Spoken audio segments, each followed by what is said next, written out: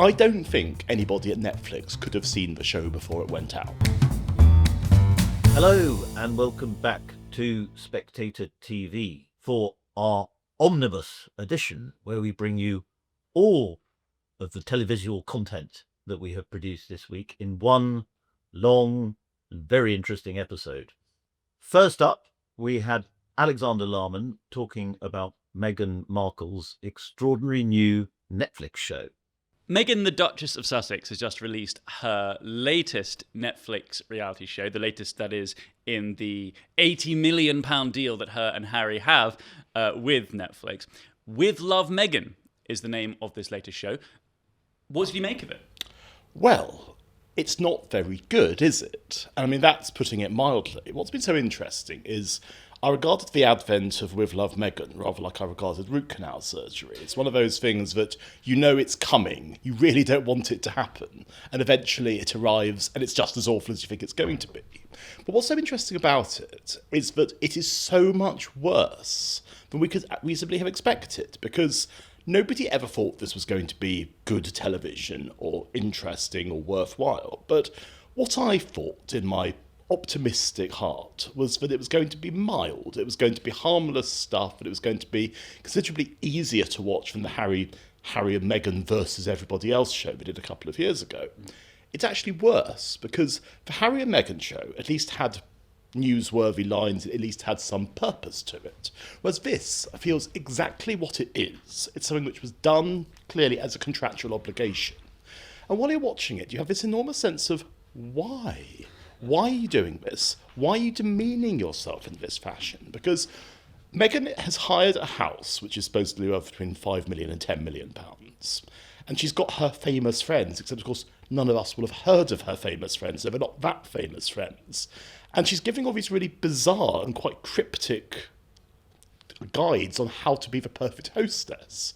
But what's quite interesting about it is that I don't know who was directing it, but clearly they've allowed Meghan to have her head. Because one thing I would say about it is we're probably seeing the unvarnished, I would say Meghan Markle, but she calls herself Meghan Sussex in the show. And you keep thinking, is this going to be the new Meghan Sussex that we see? But there's all these bizarre touches in it. Like at one point, she says that she's going to have pretzel bags made up, and they're individually personalised pretzel bags. Put all of our energy into making those. This, we're just gonna put into a different bag. Peanut butter pretzels. I've been eating these forever, and I love these so much. My mom does too.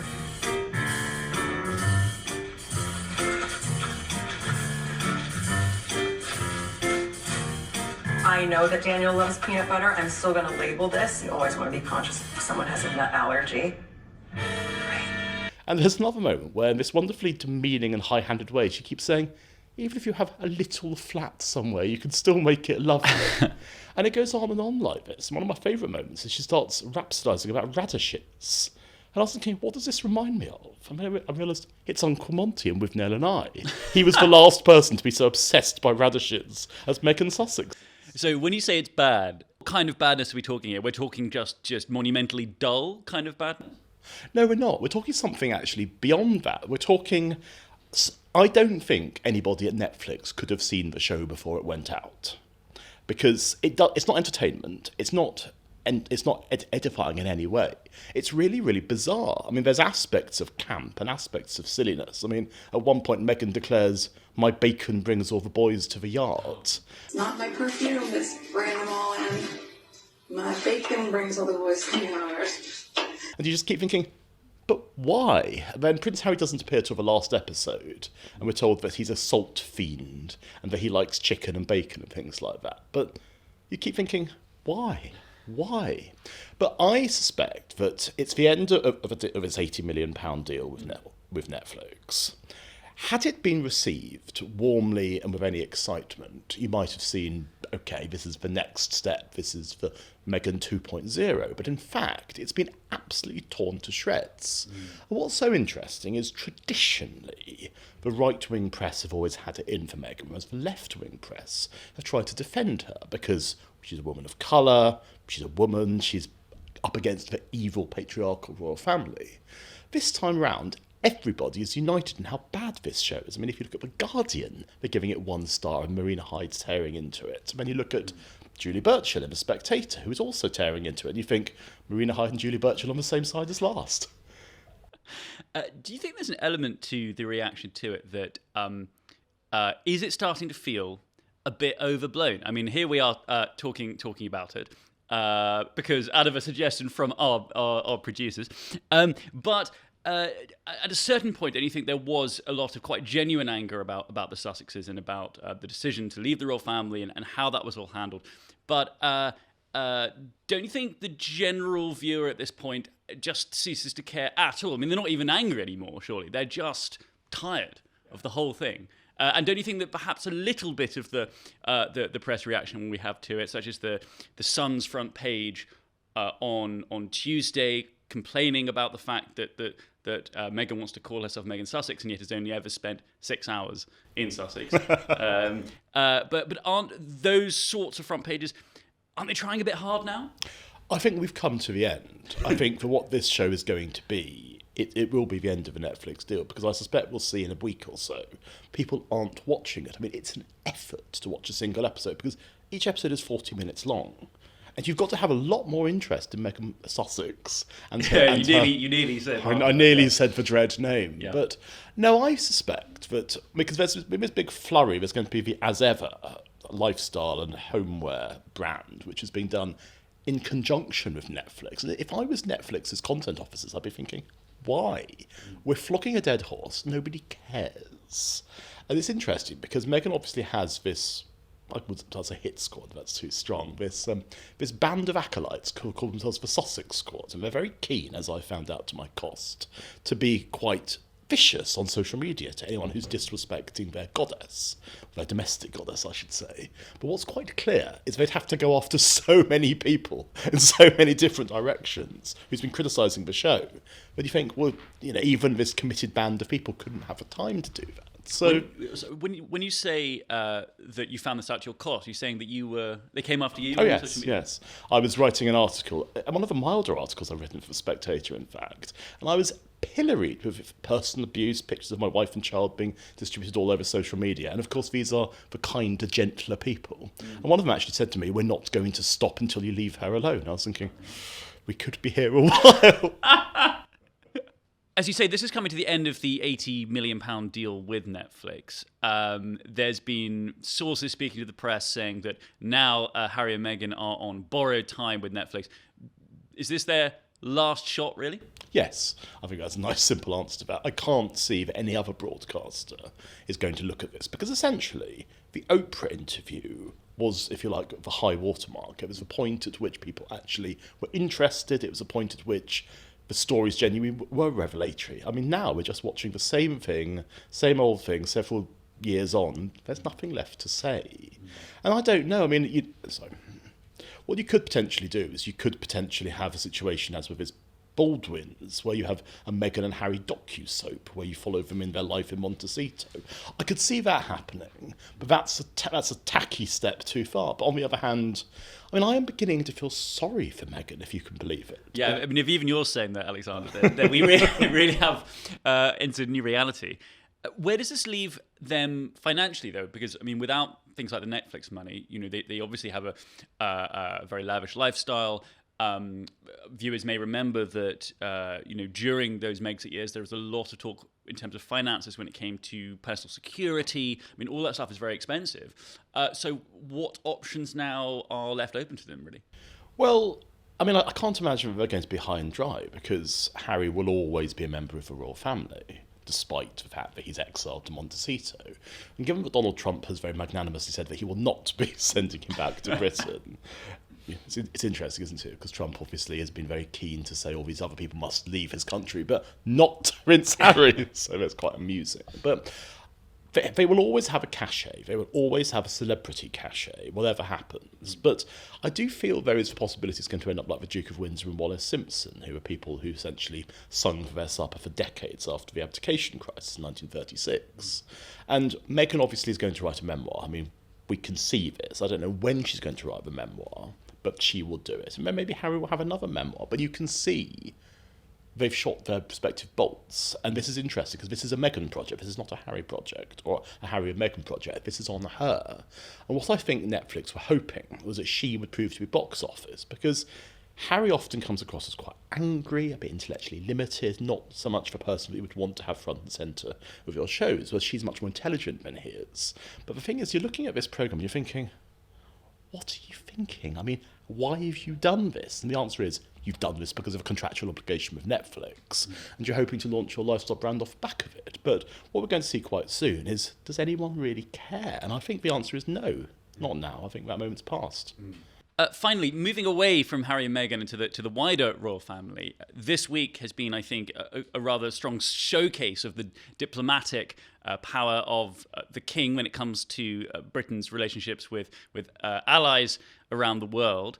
But is the king, do you think, being drawn into politics when it comes to now Trump and Zelensky and the tensions between America and Ukraine over a ceasefire? Well, what's interesting is that the king is supposed to have a warm personal relationship with Trump, and obviously he's invited him to his state visit. And what's very interesting is that he'll be hosting Trump at Balmoral, which obviously reflects both Trump's Scottish roots, but also Balmoral was not a place traditionally for presidents to be invited to. And the only president his mother ever invited anyone to was Dwight Eisenhower, who was her favourite. So you can really see the red carpet is being rolled out. But then on the other hand, the greeting with Zelensky the other day, the photographed the audience. I mean, that kind of thing is quite unprecedented. And what, of course, King Charles is not giving any indication away as to if he would instinctively prefer one side or the other. And it's interesting because him and Keir Starmer are moving in lockstep on that, as there have been in many other things. And I can only imagine the relationship between the king and the prime minister is a very strong one, because essentially what Starmer is saying to the king is, you've got to be political, but not too political, because you've got to be somebody who can extend state visits, but you can also be on hand to host Zelensky, but you can't seem to express any preference. So it's a difficult, and it's a fine line, because also we assume that Charles is still ill. We assume he's still undergoing treatment for cancer, and that hasn't been talked about for a long time, and I suspect that's not going to be talked about until either there's some good news or, heaven forbid, some worse news. But it's a lot. Yes. Is it also quite difficult for him at the moment, do you think, with everything going on with Canada as well? So with these tariffs that Trump is placing upon Canada, given that Trump has now been invited for another state meeting, is that going to be hard since the king is also the king of Canada as well as king of England? So obviously, yes, the King's hosted Justin Trudeau, soon to be ex-president of Canada, this week as well. And again, Trudeau's somebody who so much stood against Trump, not least because of all the tariffs. So the King is, in effect, having to deal with all these people who have very strong opinions about their country, what their country should be doing. And he cannot be seen to express any personal preference, except, of course, the very act of welcoming them to his home. I mean, what we're going to see is Highgrove is where Charles sees as home. It's not Balmoral, it's not Sandringham. If anyone was invited to Highgrove, that would be an explicit mark of personal favour. You can imagine that all his advisors would be saying, not Highgrove, Your Highness, whatever you do, keep that sacrosanct. But we shall see, because things are moving very fast at the moment, and we can see the way that politics and royalty are intersecting as perhaps they never have before. But actually, I think as time goes on, the Harry and Meghan thing will see more and more of an irrelevant sideshow. And if Prince William starts to get involved in any of this stuff, which he probably will sooner or later, we're really going to see politicisation of the monarchy, which is a strange and slightly disconcerting time. Next up, there has been more Trump-Zelensky-Ukraine drama in the last few days. I talked to our Russia correspondent, Owen Matthews, about whether Zelensky has to go. Owen, I will start with that JD Vance story, which is causing a lot of hubbub on Twitter at the moment. What did you make of his outburst last night? Yeah, it's extraordinary. JD Vance, some people thought that he was going to be like the smartest guy in the room, which in the Trump White House was a relatively low bar. But I mean, he had his admirers.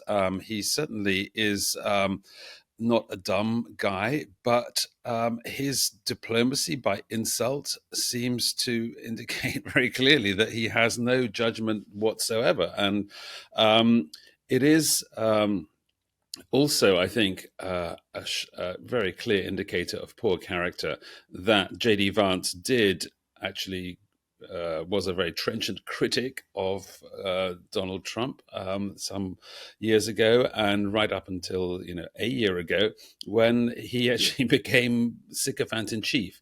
So for all his talk of his own sort of military service, I mean, he's a former U.S. Marine, as we know, and his sort of bootstraps story from coming up from dirt poverty in Appalachia and so on. The guy is a liability. He's crass. He is extremely I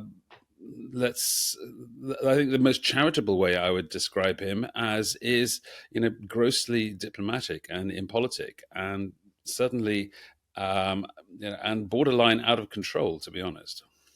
Well, I can see that he is, as Disraeli said of Gladstone, a bit inebriated with the exuberance of his own verbosity.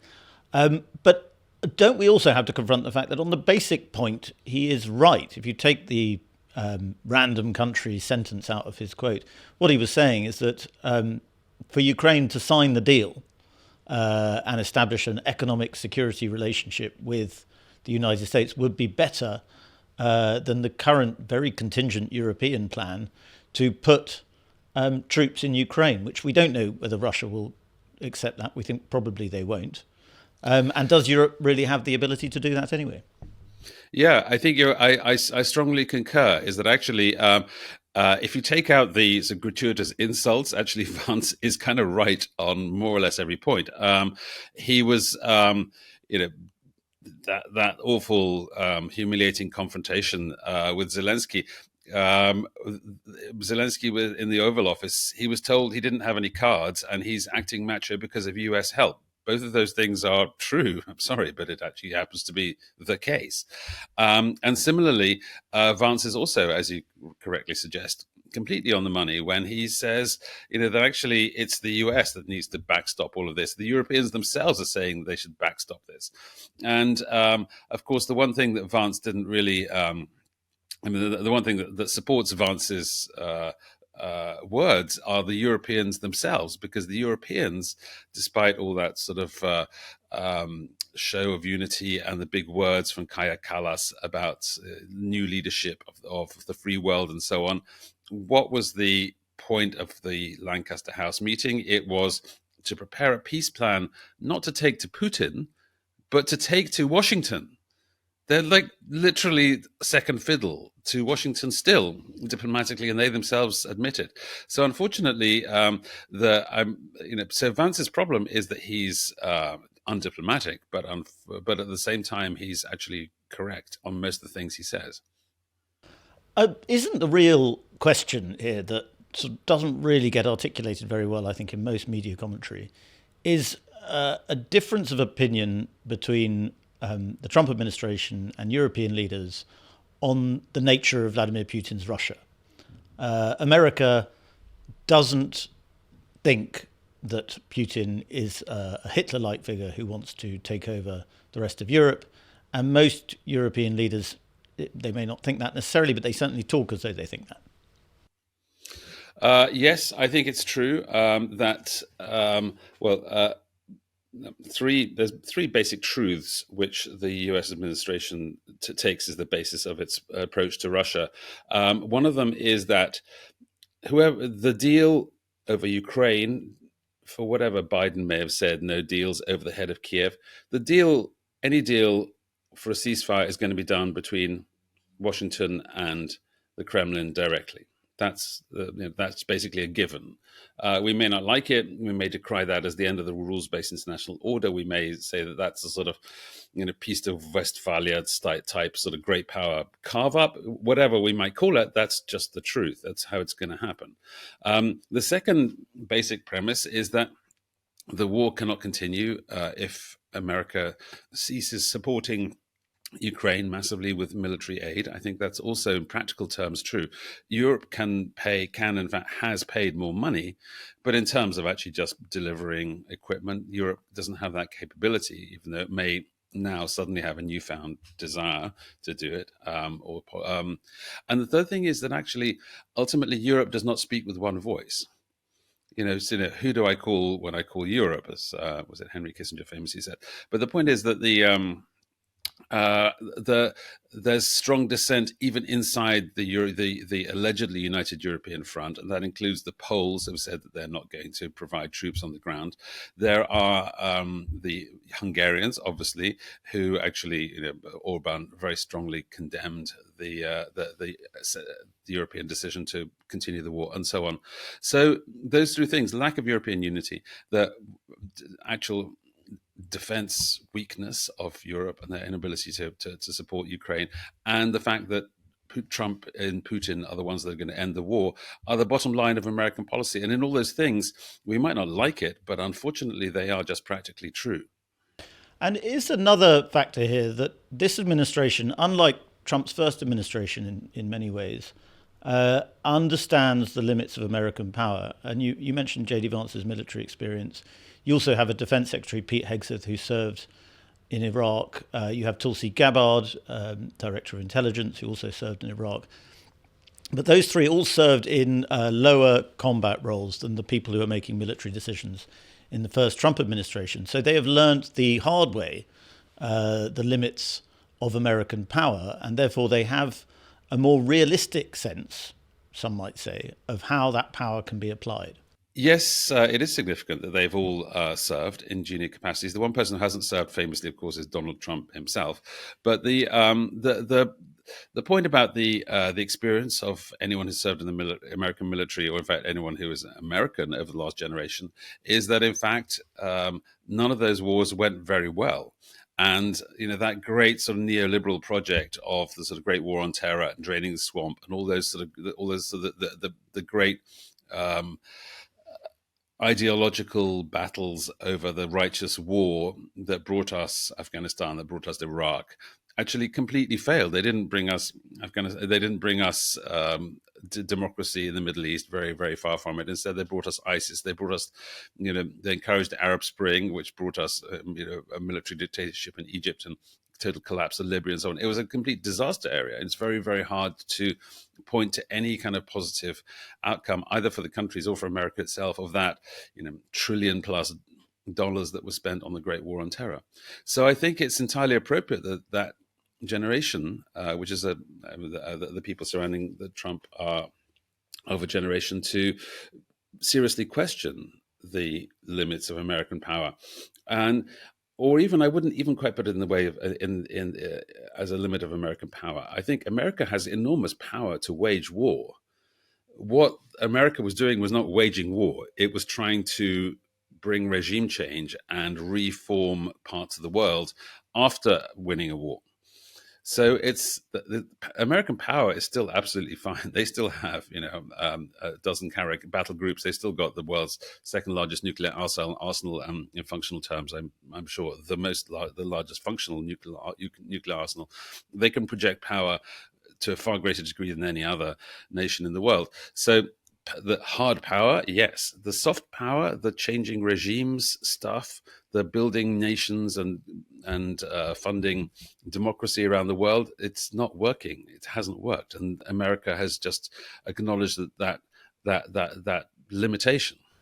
And going back to this relationship between America and Russia at the moment, Trump yesterday also announced a potential for lifting of sanctions on Russia, which is very controversial stuff in Europe. But a lot of Trump administration officials talk about the growing friendship between Russia and China, and how it's strategically important for America to stop that.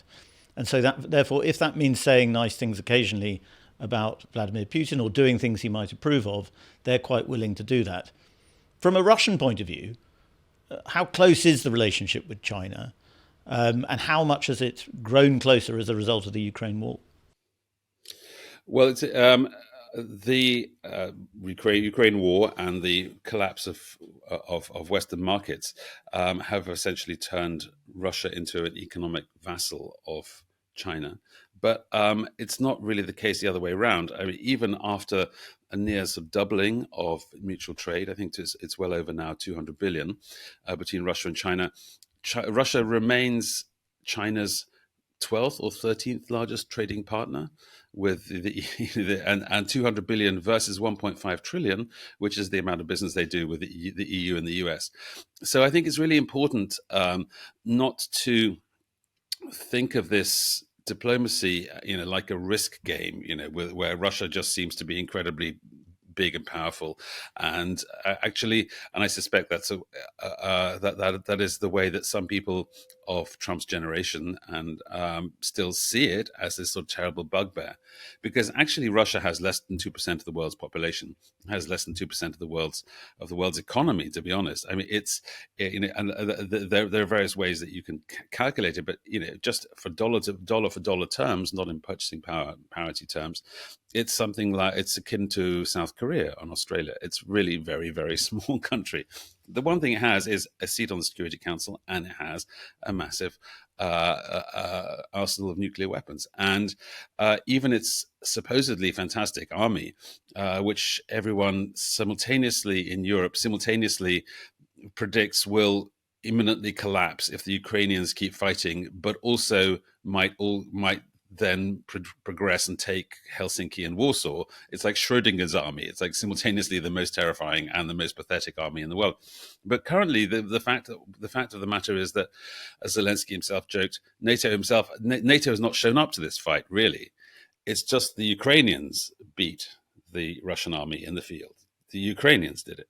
So in terms of how important is it to make friends with Putin strategically, I mean, honestly, it's like Putin is just small change in terms of more or less every economic metric except for one, and that is his energy exports. He does export one thing that is important strategically to the world, and that is oil and gas. But again, with oil and gas, they have not been able to pivot their gas production to China for complicated technical reasons that can be summarized in one sentence: is pipelines are expensive. Russia has no gas pipelines to China to speak of, and Power of Siberia 1, Power of Siberia 2. I mean, it's all sort of just pie in the sky. So actually, even in energy terms, it's not as though Russia is this sort of great lucrative prize that that without Russian energy, China's economy collapses. Absolutely not, really not, because China supplies something like 10% of China's gas supplies, and as you know, they have massive supplies of coal. That's why they're building 2 coal power stations a week. Ed Miliband, take note. Let's assume that the worst fears for the Trump administration's deal with Ukraine are true, and that the deal falls through. There's no minerals agreement, and that Ukraine is left with Europe as its ally and not America. I touched on this at the beginning, but I wonder how true do you think is it for me to say Russia's never going to accept European troops in Ukraine as a security guarantee? Remains to be seen. I mean, I've actually heard some rumors that in fact the Russian objections may not be quite as adamant as as all that. But the one thing that actually I think lots of people are moving away from is frontline peacekeepers, because I think that's actually quite a risk for the West. As well, actually, that's too much of a tripwire. That's like too high a risk. So one idea that's been floated is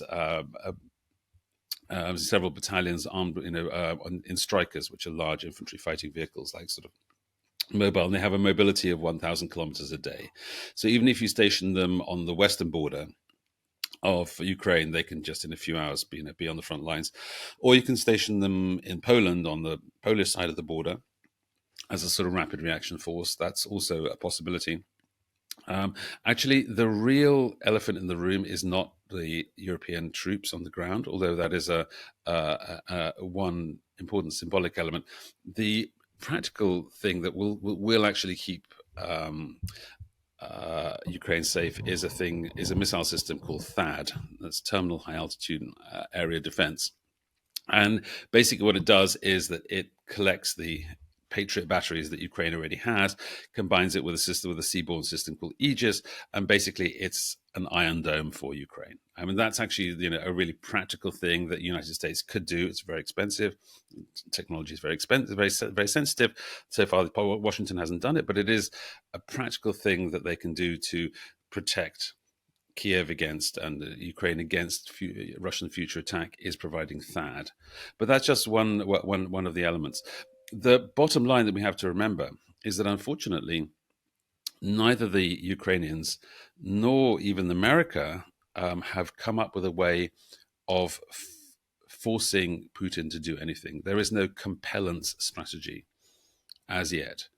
And we can either defeat him in the field, or if he cannot be defeated in the field in any reasonable way, apart from literally going to war against him, and NATO going to war against him, which is an escalation, I think, too far even for the Europeans, then any peace deal has to be agreed by Putin. And that's the bottom line of it. And unfortunately, despite all the crassness of JD Vance, despite the rudeness of Trump, I don't think that anyone other than Trump has a serious chance. Because what are the Europeans going to do? They say they're going to bring the Ukrainians to the table. The Ukrainians, unfortunately, if you have the Ukrainians at the table, then you have no deal. Sadly, it's only Trump and Putin that really have a chance. And the cost of that, of course, is going to be high for Ukraine. The way to look at it is not whether the cost is going to be high, whether Ukraine's going to be sold down the river. Does the United States have a right to give away Ukrainian territory? All those are legitimate questions. You can stack them up to like a mile high. But the other side of the balance is what happens to Ukraine if it fights on? And that question was answered by the chief of its military intelligence, a very impressive guy called Major General Kirill Budanov, who warned a closed session of the Rada of Ukraine's parliament back in December that there's a very real chance of a catastrophic military and political collapse of Ukraine if by this summer if it fights on. So the price of peace is going to be high, and everyone, including Zelensky, is going to cry betrayal, stab in the back. Yes, but actually, there's quite a lot of Ukrainians lining up behind a different theory, and that actually is if we don't stop, then we're going to kill Ukraine. We're going to lose far, far more. And that being the case, Zelensky then will either have to eat humble pie and go back to Washington and sign the deal, or he'll probably have to go in one way or another. Yeah, I think he, to be honest, I think he has to go. Now, that's unfair in all kinds of ways. Again, get in line. There are like a million objections, and they're all completely valid. But if the question is, Zelensky staying in power or a ceasefire, I think even Zelensky would take that. I mean, Zelensky has already said, rather foolishly in my opinion, he said, I would step down if NATO gave us membership. I mean, that's obviously a stupid thing to say, but nonetheless, the principle is an honourable one. Is that I will step down if that's what it takes to get Ukraine, to save Ukraine. So if given that. There's a lot of debate over what his true ratings are. If you ask people whether they trust Zelensky, then you get the numbers that you're seeing quoted by the Zelensky supporters of like 54%, 61% trust Zelensky. So doверие, trust.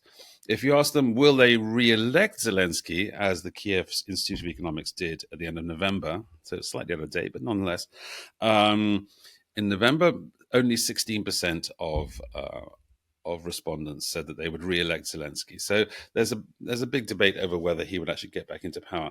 But if the question is, if the Trump administration insists that he steps down, there's a way to do that without actually having new elections, and that is that he steps down in favor. It's written in the Constitution in favor of the Speaker of the Rada, who, by the way, is a member of Zelensky's party, Stepanchuk. and by the way, a former intellectual property lawyer for Zelensky, who set up his, he was involved in his financial affairs when he was a television producer. You can read the Panama Papers for details of that. But the Pandora Papers. Pandora Papers. Sorry, I keep getting Pandora. through. It's the Pandora Papers, isn't it? Pandora Papers, a big one for details of that. But the point is that there is a way for there to be an interregnum, for Zelensky to step down and there to be an administration because otherwise you have a complete deadlock. You have no ceasefire while Zelensky's in power. Zelensky is in power, but no elections until a ceasefire. So it becomes like a sort of a vicious circle. But there is a way to break that. We're not at that situation yet. No one said there's not going to be a ceasefire until Zelensky goes. And I think if that becomes a demand of the Kremlin, that would be a very stupid thing for the Kremlin to demand. I mean, I think I'm 1,000,000% sure that's what the Kremlin wants. But would it be a smart thing for the Kremlin to make that part of their demands? I mean, that would really be ugly. That would really, we won't sign unless you literally sort of throw Zelensky under a bus. I mean, maybe even the Trump administration would balk at something like that, but maybe not. I mean, their appetite for appalling the world seems to be nearly infinite. Well, if Zelensky does go, somebody we have talked about before is Zelensky, who has been the Ukraine's ambassador in London. But yesterday, rather bizarrely, Zelensky appointed him the representative for the International Maritime Organization. Tell us a little bit about him. How would he differ from Zelensky? How likely is he to get the job? I mean, is it a shoo-in or what? It's very interesting. Zelensky has done one thing absolutely right, is that he has kept absolutely stum.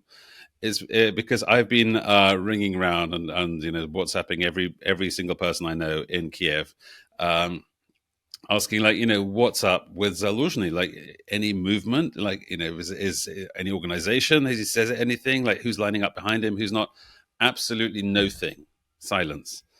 And he himself has been extremely discreet and actually hasn't even seen journalists even off the record that I've seen. That I've heard of. So that suggests that he's shrewd, at least, in keeping his light under a bushel.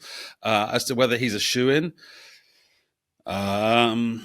who knows? I mean, Ukraine. He has an enormous military reputation, but it's already somewhat old. And he did preside over the complete failure of Ukraine to make any breakthroughs between October 22 and summer 23 when he was fired. So he's. It's very hard to predict. I mean, so far he has been the sort of Ukraine's king across the water, but again, these polls are very hard to. It's very hard to sort of make any hard conclusions about these polls, not least because Ukraine doesn't really have any legal opposition political activity or any mainstream opposition media, because it's a state of emergency. So it's very hard to tell. And lastly, Owen, going back to Donald Trump, it's probably a safe bet to say he's not going to win a Nobel Peace Prize. But if, for all the diplomatic theatrics we've seen in the last few days, there is a peace, and Donald Trump is the reason for that peace, the main driver of that peace, could you not perhaps argue that he deserves one? Well, actually, strangely enough, just as Zelensky could have said all the same things that he said in the room in the Oval Office, and not triggered a massive, storm of negativity and opprobrium and disaster. He could have just been a little bit more diplomatic. In the same way, Trump could very much be in line for a Nobel Peace Prize if he was actually less confrontational, obnoxious to everybody. It's not part of his winning formula, by the way, to suddenly throw Zelensky under a bus, insult him, pull the funding. All of that stuff is not a necessary requirement of making a deal with Putin. If he brings peace to Ukraine at the cost of, he will be accused of bringing peace to Ukraine at the cost of essentially surrendering 22% of Ukrainian territory. That's actually a really stupid way to look at it. It's foolish because not only is that territory not being surrendered, it has been conquered by Russia through expenditure of gigantic amounts of blood and treasure. They literally took it, and if anyone wants it back, they're going to have to do the same and take it back. No one's giving anything to anybody in a peace deal. We're just talking about land that's already been taken. But I think that the bottom line in terms of a peace prize is, can you achieve a lasting peace? The terms of the peace are less important than than whether it sticks. I mean, you could say that every peace includes terribly sordid, awful compromises. I mean, the Good Friday Agreement with Ireland literally let out hundreds of people who were convicted of horrific crimes, and many of those IRA criminals are not just walking free, but actually literally part of the government of the province these days. I mean, that's by the lights of many an incredibly ugly compromise, but nonetheless, peace was achieved. Every peace requires compromise, and that's it will be, I think, an unfairness to Trump if he actually, in the event that he actually brings about a lasting, stable, prosperous Ukraine is created as a result of a deal that he makes, then I think he probably does deserve a peace prize. The land was gone anyway. It's not on Trump that the land was lost. But the peace is something that I think only he is realistically capable of making at this moment. Well, and as you put it so well in the last show we did together, what's the Russian phrase? Say it in Russian. A thin peace is better than a fat war. Yeah, exactly. Худой мир лучше доброй ссоры. Exactly. And in other Trump news, because all news is Trump news, I talked to Oren Cass about Trump's tariffs and the real economic agenda of the second Trump administration. And of course, tariffs are back in the news. They're going to be in the news for a while. What do you think about the idea of a reciprocal tariff? Because in your piece, you talked about how Trump is using tariffs as a negotiating tariff. They are negotiating tariffs. What are reciprocal tariffs? Well, reciprocal tariffs are sort of an interesting hybrid in a sense. I mean, the criticism of a reciprocal tariff typically is that you're essentially handing control over your tariff policy over to the other side. You're saying, well, we'll just do what you do. But there's also a compelling logic to that. I think there's both a coherence. I think speaking to a domestic audience, it's very helpful to say, well, the reality is we're not starting the trade war. We're not ruining free trade. We're just doing what everybody else already is doing.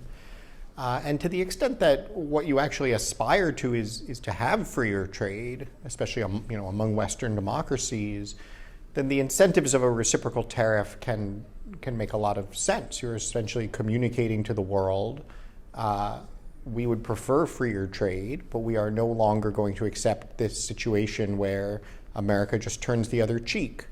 And so this is our now very decipherable, predictable policy, and essentially now it's your move. Yes. So it's almost incumbent on the opposite party to say, well, actually, we can lose our tariff. If you won't do it to us, we can lose ours.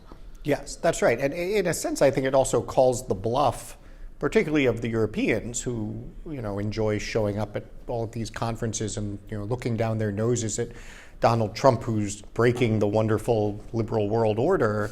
Say, well, actually, there is no wonderful liberal world order. You guys have been free riding on the sort of benevolent hegemony of the U.S. for decades, and that is over. And you can either get your act together or not, but that's sort of your problem, not ours. Yes, I mean, I take your point about America's benevolent hegemony, but I think sometimes it's a little overstated, because I mean, in return for America's hegemony, economic hegemony, in terms for the sort of ripping off on tariffs which you do face in the world, and you pay for security in many ways, You do get to be the economic superpower. What does that mean? What do you get to be? Well, you get the dollar as the world's reserve currency, which of course could change.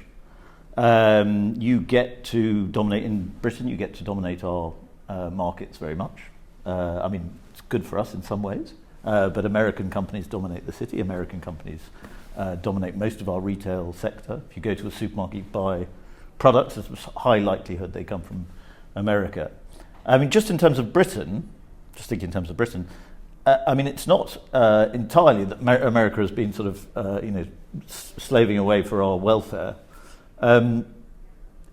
It's not. I mean, there's a trade-off in everything, is there not? Well, there is. I think the dollar is a particularly important point because it is one. This is the key point a lot of folks will emphasize, that the reserve currency has been called the sort of exorbitant privilege, and it is in the sense that it lets the U.S. borrow a lot and run up a lot of debt. I'm not sure that's a privilege, right? The exorbitant privilege of being mailed lots of credit card offers isn't really an exorbitant privilege at all. And in fact, what I think most folks would acknowledge is that being the reserve currency, and there are a number, even what it means to be the reserve currency means a number of things, but it is very good for being a financial center. It's very good for running up debt. It is not good for workers. It is not good for a manufacturing sector. It's not good for the sort of discipline, frankly, I think a democratic political system needs. And so I don't think that the U.S. has actually been benefiting from it significantly at all. If you were to make a case of the benefit, I think it typically would be much more in the foreign policy sense, that it essentially gives you leverage to impose sanctions and so forth. But I think the Russia situation over the past few years has fairly comprehensively refuted that. People thought the U.S. was building up this powerful weapon, and then it finally tried to fire it. And it was sort of like the cartoon gun where like the little flag comes out the end and says pop, and it in fact had no actual hard power effect at all. And so I certainly take your point that is a consequence of the U.S. hegemony has been the reserve currency. I don't think the typical American has benefited from that necessarily. Negotiating tariffs, as you describe them in this piece, serve a not entirely dissimilar function to sanctions in a way, don't they? They are a way of saying, unless you change your behavior, you're going to have to face this economic consequence. Yes, that's a great point. They are a tool of economic statecraft, and part of the liberal world order view that the U.S. has promoted is, generally speaking, that economic power shall not be used as a tool of statecraft, that markets will be markets, everyone should be leaving them alone to generate prosperity, and we will have an exception where we use sanctions in truly extraordinary situations, in the middle of a hot war, addressing terrorism and so forth. And again, it's a very sort of strange, anachronistic point of view. Economic power has always been a tool of statecraft. And even in recent decades, other countries, certainly China has recognized its importance, and the U.S. has, as a result, sort of just been tying its hands behind its back. Now, again, if you say, but the benefit that it gets from that is in promoting this global economic system from which it benefits, that would be very nice. The reality of recent decades has been that the benefit side of that cost benefit has not been there. If you enjoy what we do here at Spectator TV, then why not subscribe to the magazine as well? If you subscribe today, you'll get 12 weeks for just £12, plus a free £20 John Lewis and Waitrose gift card. You can sign up at spectator.co.uk/TV offer. And it seems as though people within the Trump administration believe that tariffs aren't just negotiating tools. They can have some reciprocity, but also they can help build up American manufacturing. How quick will that process be? I mean, will there be a lot of disruption, pain while it goes on? I mean, you can't just sort of build up an industrial base. America has an industrial base to a large extent, but other European countries are now talking about this, don't really have Britain doesn't have an industrial base anymore. You can't just sort of flip a switch and have an industrial base. It's going to be a painful process, is it not? It's certainly going to be a process. I think to what extent it is a painful one depends on a couple of things. One is how sort of quickly you do it, because the flip side is you don't have to flip the switch on the tariff side of things. I think the best way that you would want to approach it is to essentially establish a predictable phase-in.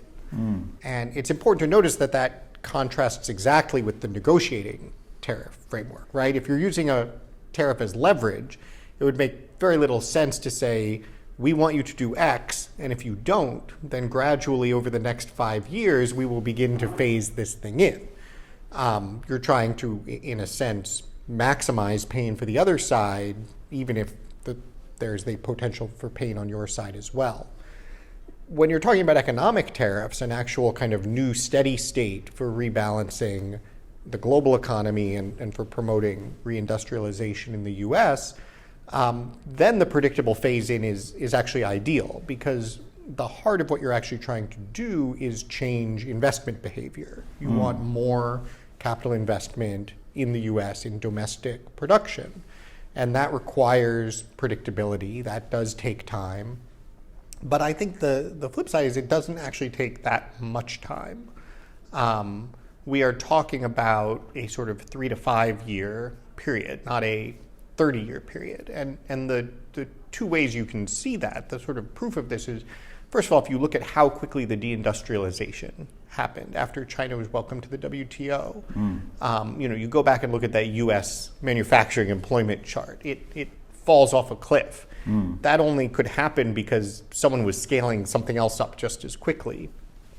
And the other example that I think is a really useful one to understand is looking at what Ronald Reagan did in the 1980s with the auto industry. Somehow we've come to think of Reagan as a free trader.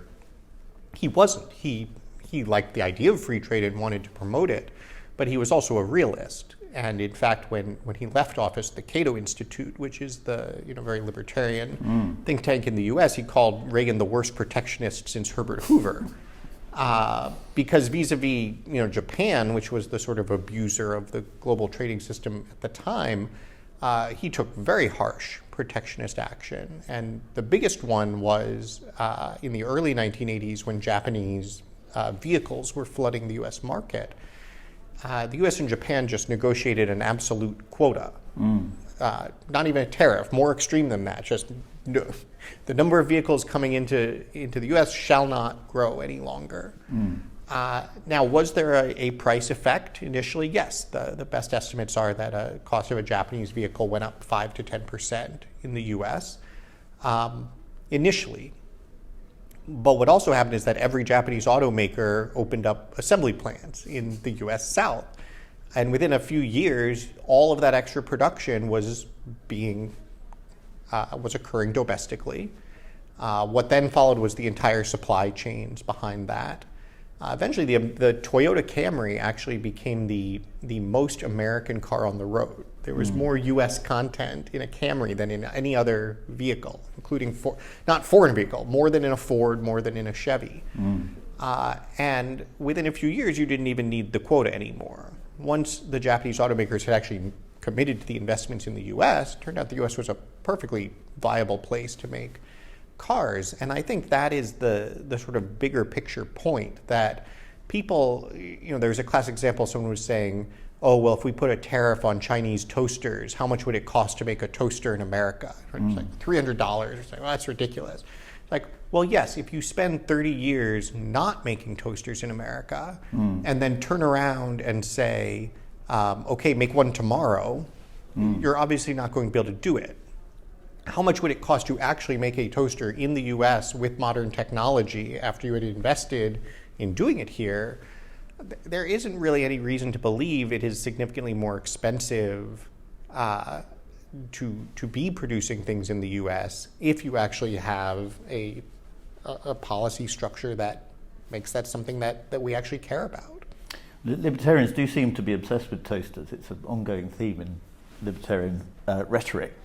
But it's interesting you mentioned cars, because Donald Trump seems to be very preoccupied with cars, and a lot of his sort of political consciousness or economic political consciousness is about the cars that he saw in the 80s and 90s in New York, and he thought, why don't BMW get to be here and we don't get to be there? That's very much seems to be driving his sense of unfairness, and it has done for several decades. Well, the two things to say about the auto sector. One is, people say, oh, that's a political thing, like people like feel like cars are important. The automotive sector is the core of the industrial sector, certainly in the US, in probably just about any developed economy. It is such a substantial segment of manufacturing, of consumption at the end of the day. And jobs. And jobs as a result. But my point being, not because there's some sort of nostalgic attachment to them, but because making cars for people is in fact one of the most important and productive economic activities in a developed society. And so I think there's sort of a rightful focus with that, coupled with, partly as a result, is the place where maybe the most trade-related chicanery has been going on forever. And it has been extremely obvious to analysts in the United States that the way that the global market has evolved makes no sense under kind of typical economic theories, right? Why is it the case that all of these vehicles from everywhere else now are imported into the US, but nothing is exported from the US to anywhere else? And why is it the case that there's a 10% tariff on US vehicles coming into Europe and only a 2.5% tariff on European vehicles coming? It's actually a little bit strange. And then of course China shows up and is, again, as everywhere else, the worst offender, has 25% tariffs. And you see the consequences of that. The most obvious one was that Tesla, in order to start selling in the Chinese market, had to go open a manufacturing plant in Shanghai. And this is the quintessential example where, okay, if free trade were working, right, the cutting edge, leading edge technology in electric vehicles developed in the United States with both public subsidies and US capital investment, innovation, and now we have the best product, we could sell that to China. That would be fantastic. Imagine all jobs. Nope.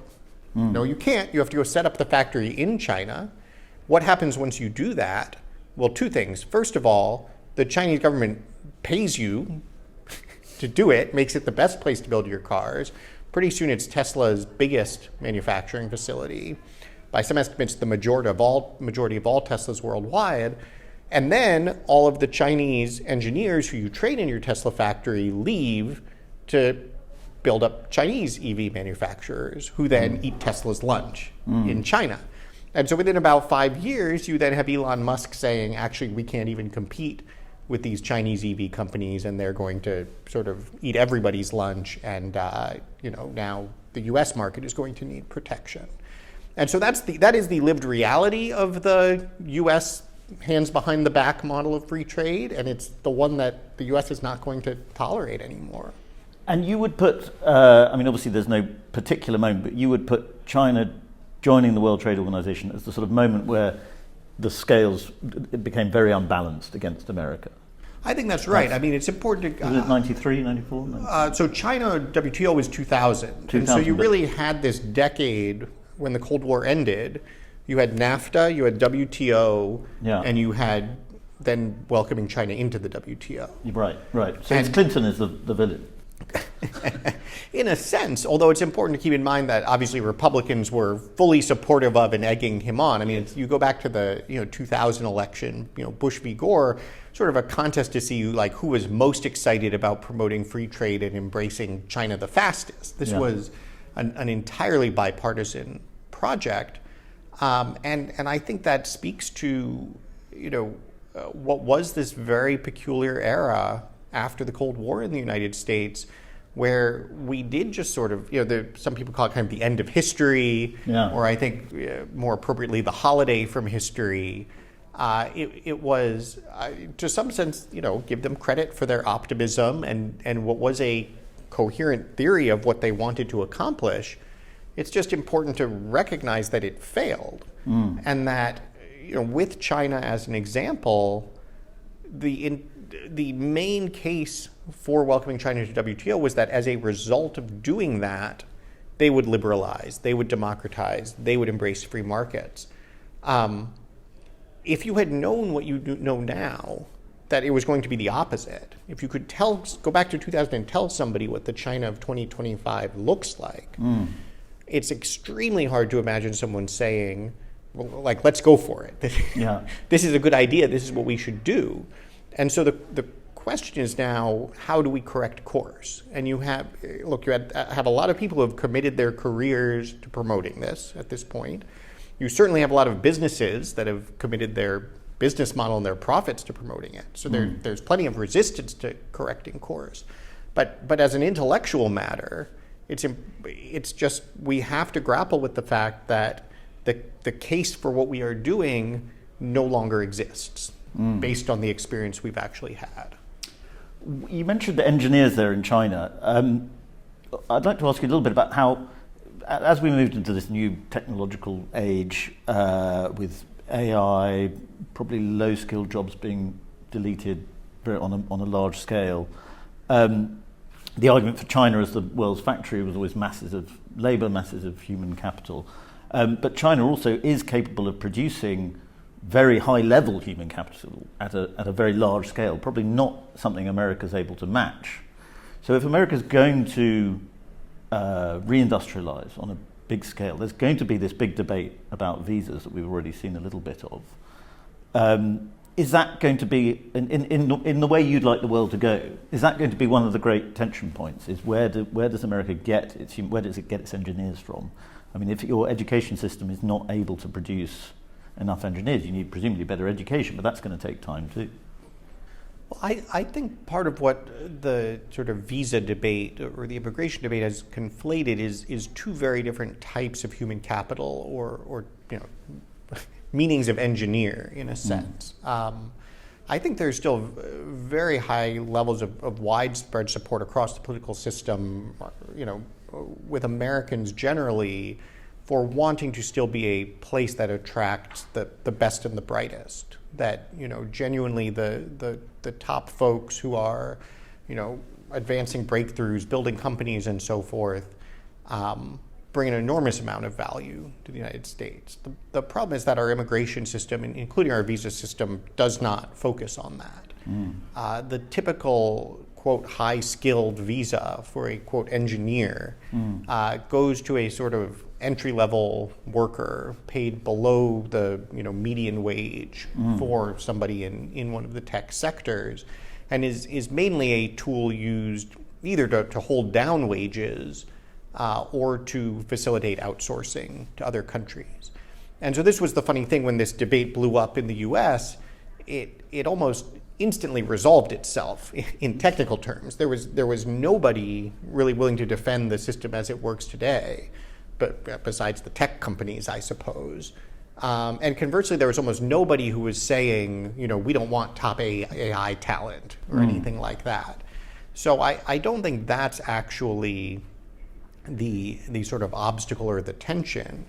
I think, to your point, there's a very interesting question. Okay, if regardless of what levels of free trade we do or don't have, what does it look like for the U.S. in particular and the Western world more broadly to be in an economic competition with a China-centered bloc, or however you want to think about its sphere of influence, that is sort of a peer. Even during the Cold War, the Soviet Union had its sources of strength, but as an actual kind of economic force or source of technological innovation, it was understood how far behind it was. We don't really have in our memory a world where, wow, there's that other competitor, people call it sort of the Sputnik moment, maybe was the last time, hey, there's this competitor over there that is not our friend, is not on our team, and like they're doing some stuff that we can't do. Like that will be a different feeling, to be sure. But I think that there are two things to be said about it. One is it's inevitable. It's not something that we have any control over. And I think JD Vance has given some important speeches recently, particularly at the Munich Security Conference. Secretary of State Marco Rubio has also been delivering some very important comments along these lines, focusing just particularly on the fact that the kind of liberal mindset of let's wish cast the world we would like to have is just a very bad way of doing foreign policy.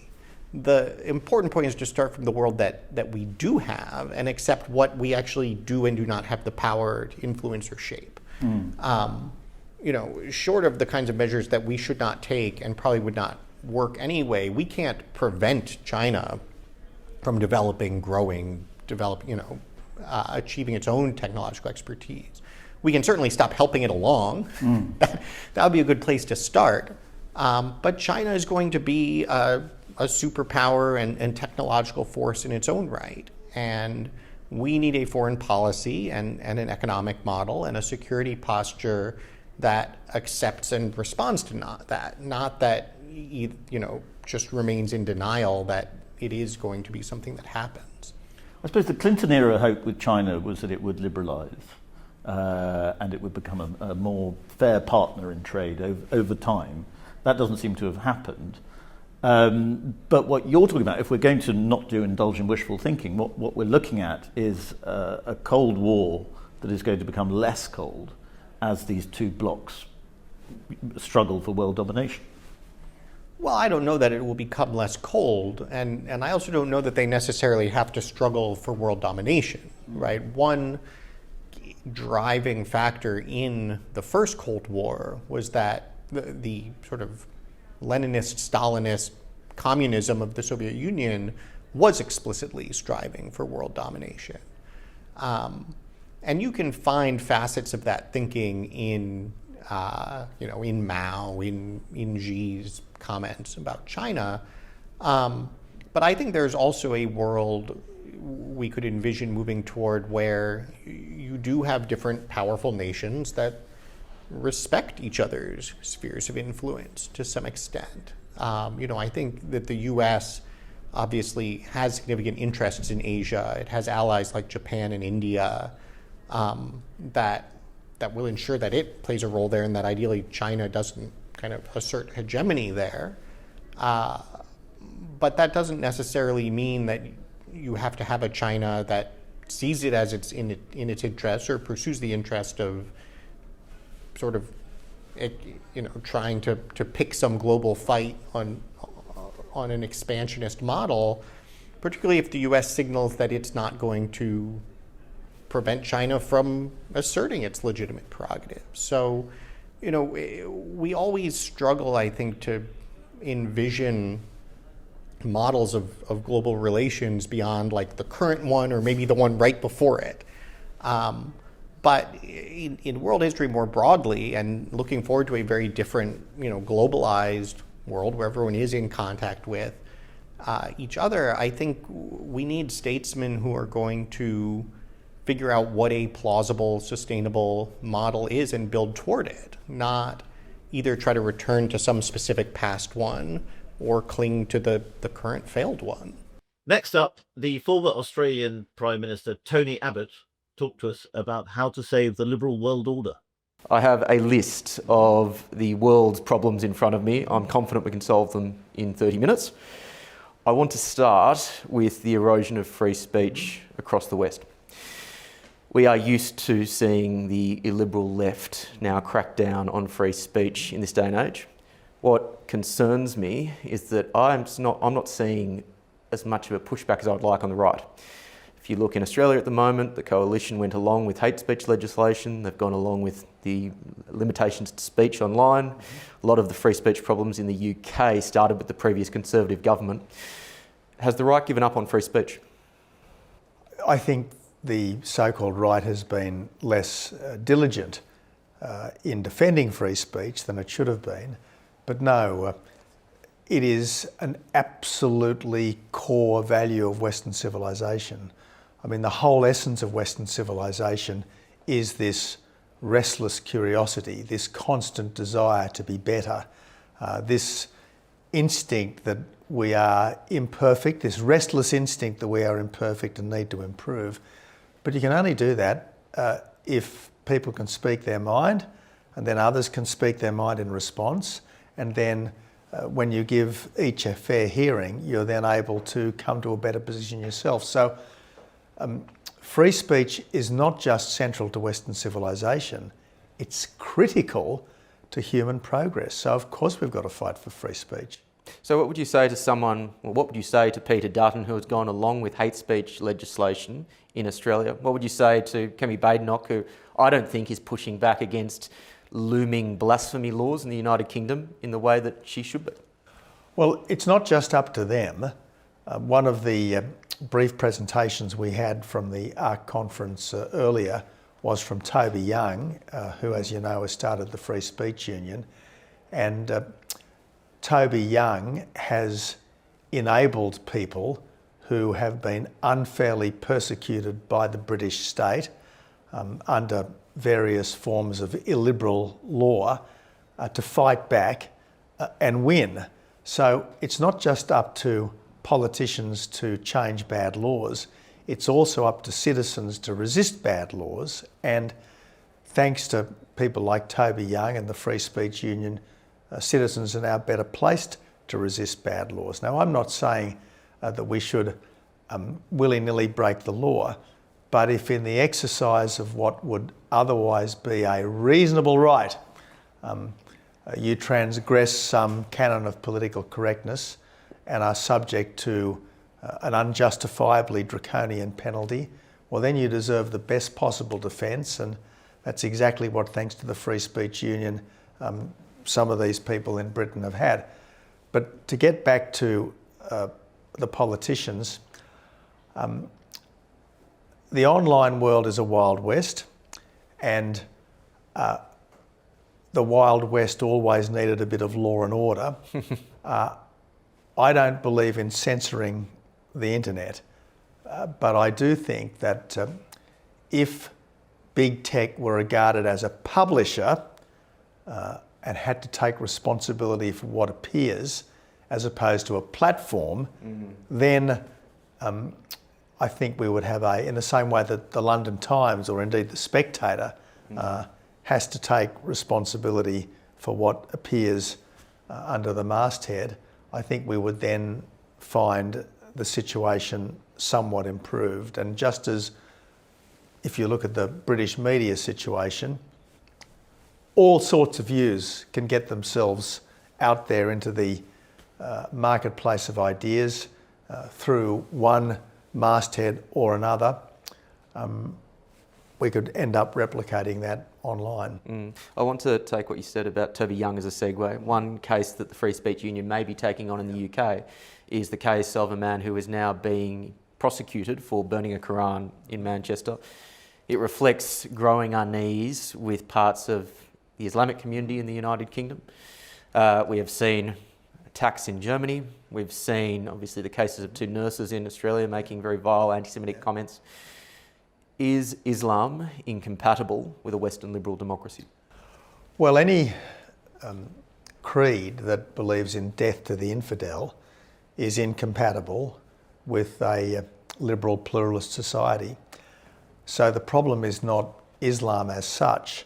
The problem is a fanatical form of Islam which doesn't believe in the equal rights of others and the equal rights of other faiths. So in the end, in a tolerant society, you cannot be endlessly tolerant of the intolerant. And the problem with the liberal West, particularly over the last few decades, is that we have so lost our spine that we are supine in the face of entities, ideas which are completely inimical to our values and our way of life. Well, this raises the multiculturalism story. And I remember growing up in Australia, going to school in the 90s, early 2000s, multiculturalism was taught as an unimpeachable good. We have now seen some of the devastating consequences of mass migration, both in terms of economic consequences and a fraying of the cultural fabric. Has the multiculturalism project failed in the West? And if so, what replaces it?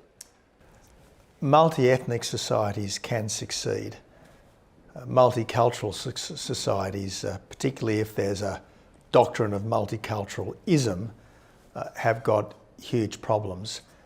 In the end, as I often said as Prime Minister, everyone coming to Australia has got to be part of Team Australia. They can't just live in Hotel Australia. They've got to join Team Australia. Now, what that means is that in the short term, there's got to be integration, and in the long term, there's got to be assimilation. And at any one time, what I think we need to be doing in countries like Australia, Britain, the United States, is putting less stress on diversity and more stress on unity. Now, 99.9% of people who come to Australia, they don't come here to change us, they come here to join us. They come to Australia because they actually like the way we live. They think Australians would be good people to live amongst, and sure, they may have a few rallies that they think are going to smooth their path, but they wouldn't come here for a bad time. They'd only come here for a good time. So I think there's goodwill, at least initially, on the part of 99.9% of our migrants. What happens is that because of a sort of limp-wristed leadership, a kind of a misguided officialdom, which says, oh, you know, Australia in the 1950s was this boring monoculture. Oh, yes, we needed to have all these diverse migrants to make us an interesting society. There's this, as you say, ideology of multiculturalism. The only thing that unites us is our diversity. All this nonsense. We've got to get away from that. We've got to say, look, Australia is a wonderful country with a proud history. We have a strong civic patriotism, and everyone who comes to Australia, regardless of his or her ethnic background, race or religion, everyone, by virtue of becoming an Australian, participates in our history, our culture, need to respect it, need to live by it, and should try to build on it. I think that's very well articulated, and in many ways the defence of Western civilisation and the countries that embody it, like Australia and the United Kingdom, is a theme of this conference. The great challenge is that there remains this self-flagellating instinct at the heart of Western culture, the heart of the progressive establishment, which means that too many people in our societies are not saying what you've just said. Well, over time things will change because, as Margaret Thatcher once said, the facts are conservative. The radical multiculturalists should be invited to go and live in Gaza. I mean, the queers for Palestine should go off to Gaza. And I think, frankly, a lot of these people need to look at themselves in the mirror. They just need to ask themselves, does any of this stuff really stand up to reality? I mean, all of these people who have been protesting in favour of Gaza, really in favour of Hamas, I mean, what do they think of hostage taking? What do they think of the atrocious psychological torture, let alone the physical cruelty that's been inflicted on those hostages and on the families of those hostages? They can't defend that. Well, some of them would say that that is indefensible, but at the same time the response from Israel has been disproportionate. How would you respond to that line of argument? Well, look, you can certainly argue that it was a heavy-handed response. The question is, what's the alternative? I mean, you couldn't argue that there should be no response, and indeed, if there is an entity that is in charge of a country, a statelet, if you like, that's pledged to your destruction as a nation, you are obliged to force that entity either to recant its pledge of destruction, or indeed you must destroy it. Simple as that. I mean, Hamas and its current beliefs and Israel as currently constituted cannot coexist. Simple as that. Hamas is pledged to the destruction of Israel, and whilst ever that is the case, Israel is obliged to destroy Hamas. We could talk about the Middle East for hours, but I want to keep rolling with your greatest hits. And arguably, your signature achievement as Prime Minister was on illegal immigration. We've just been discussing more the legal migration side. And you coined the phrase "stop the boats," which became part of the Australian political parlance. The United Kingdom now has its own illegal immigration crisis, its own boats crisis over the Channel. How can they stop the boats? Well, by doing much the same thing. And we made it absolutely crystal clear that if you came to Australia illegally by boat, you would never get Australian residency and citizenship. And we also did everything we could to stop you from getting here illegally by boat. If we could, we'd send you back, so you'd never come within our jurisdiction. And if we couldn't, we'd send you off to Nauru or PNG Manus to be processed there. But we would make it absolutely crystal clear to the boat people and the people smugglers that they were never going to succeed. Now, the difficulty that Britain's got, and Britain is probably in a slightly more parlous predicament than we were, is that the coast of France is rather closer to England than the coast of Java is to Christmas Island. So it's an easier trip and the numbers are very great. But it's essentially the same thing that has to be done. Now, Britain should make it clear to France that any French conniving at people smuggling will be regarded as a deeply unfriendly, even a hostile act. The equivalent for you was Indonesia. How did you run those conversations with Indonesia? If you enjoy what we do here at Spectator TV, then why not subscribe to the magazine as well? If you subscribe today, you'll get 12 weeks for just £12, plus a free £20 John Lewis and Waitrose gift card. You can sign up at spectator.co.uk/TV offer. Well, we just made it crystal clear to the Indonesians publicly and privately that this had to stop, and that if they didn't stop it, we would stop it. So what Britain needs to do, instead of picking people up in the English Channel and taking them to England and putting them up in 3-star accommodation indefinitely, if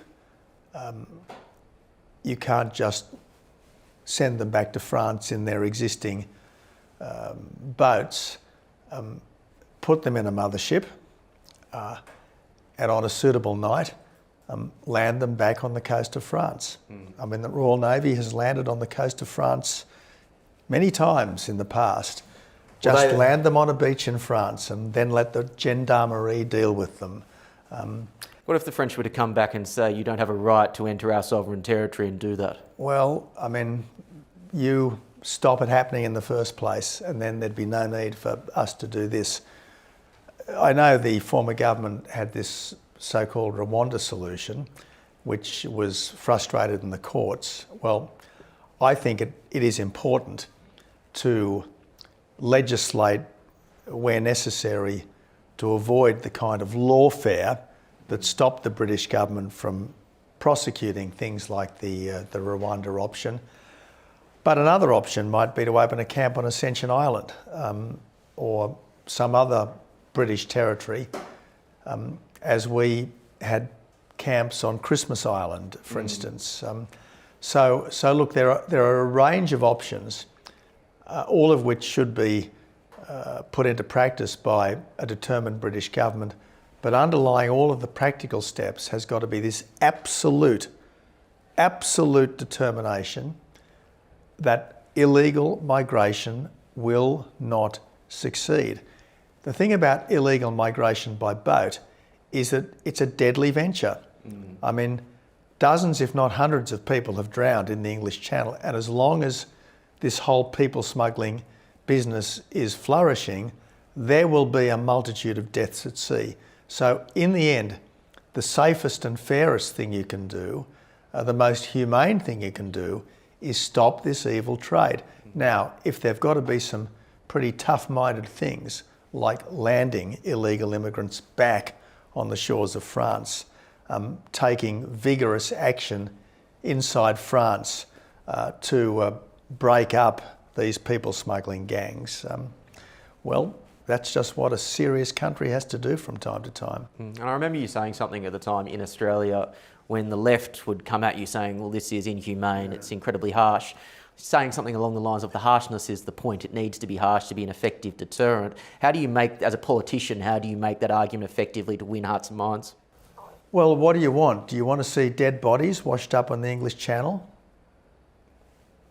If you don't stop the people smuggling trade, that's what's going to happen. The alternative, of course, is to say, well, Britain is a lifeboat to the world.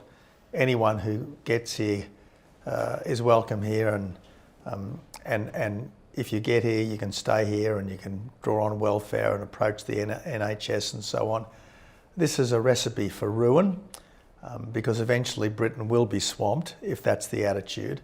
And every country has a duty to the people who are already here to keep the country's character. I mean, Britain is a wonderful country, has a magnificent history. It's the bastion of nearly all that's decent and good in the West. And of course, over the centuries, there have been waves of people come to Britain, some in warlike state, like the Vikings and the Normans, the Romans going back far enough, others peacefully, the Huguenots, various waves of Jewish immigration, the refugees who came here at different times, including before and after the Second World War. Britain has a magnificent history of hosting people, but it's got to be in ways which are under the control of the British government, and it's got to happen in ways which don't do violence to the fundamental character of the country. And once it turns into a peaceful invasion, well, I'm afraid your sovereignty is ultimately lost, and that's completely unacceptable. Let's turn to economics. Debt and deficit is probably the biggest crisis facing the world that not enough people are talking about, in my opinion. Yeah. I recall in your first budget, you made a concerted effort to try and attack debt and deficit, and it was met with a vicious response. The US now spends more on interest servicing their debt than on the defence budget. This is a trend across all of the Western countries. My question would be, how do you make the argument for fiscal responsibility now as a politician, or are we at the point where we need to have an economic catastrophe for there to be a correction?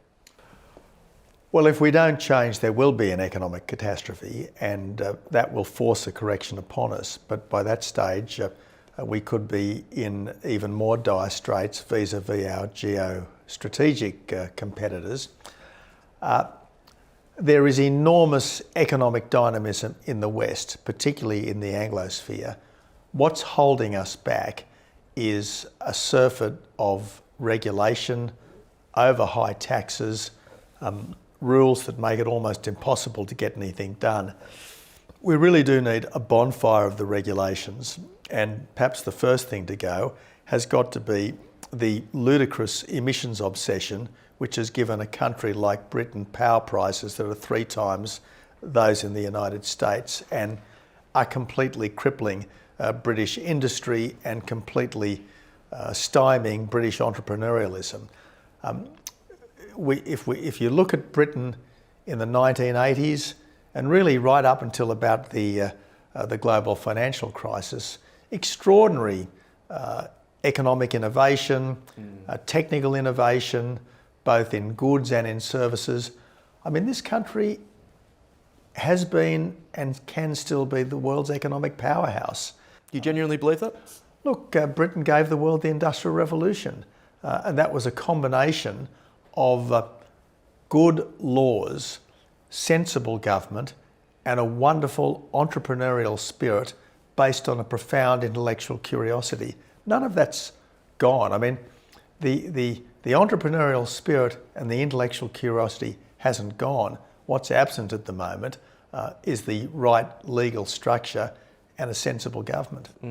The thing is, though, when you are trying to reduce regulation, when you're trying to reduce tax, there are trade-offs, and it doesn't seem like there's enough political will to be able to communicate and make those trade-offs. And I would say either in Australia or in the United Kingdom. How do you sell the trade-offs to say there will be winners and losers with debt reduction? Well, let's leave debt reduction for a moment aside. Let's look at the net zero craziness.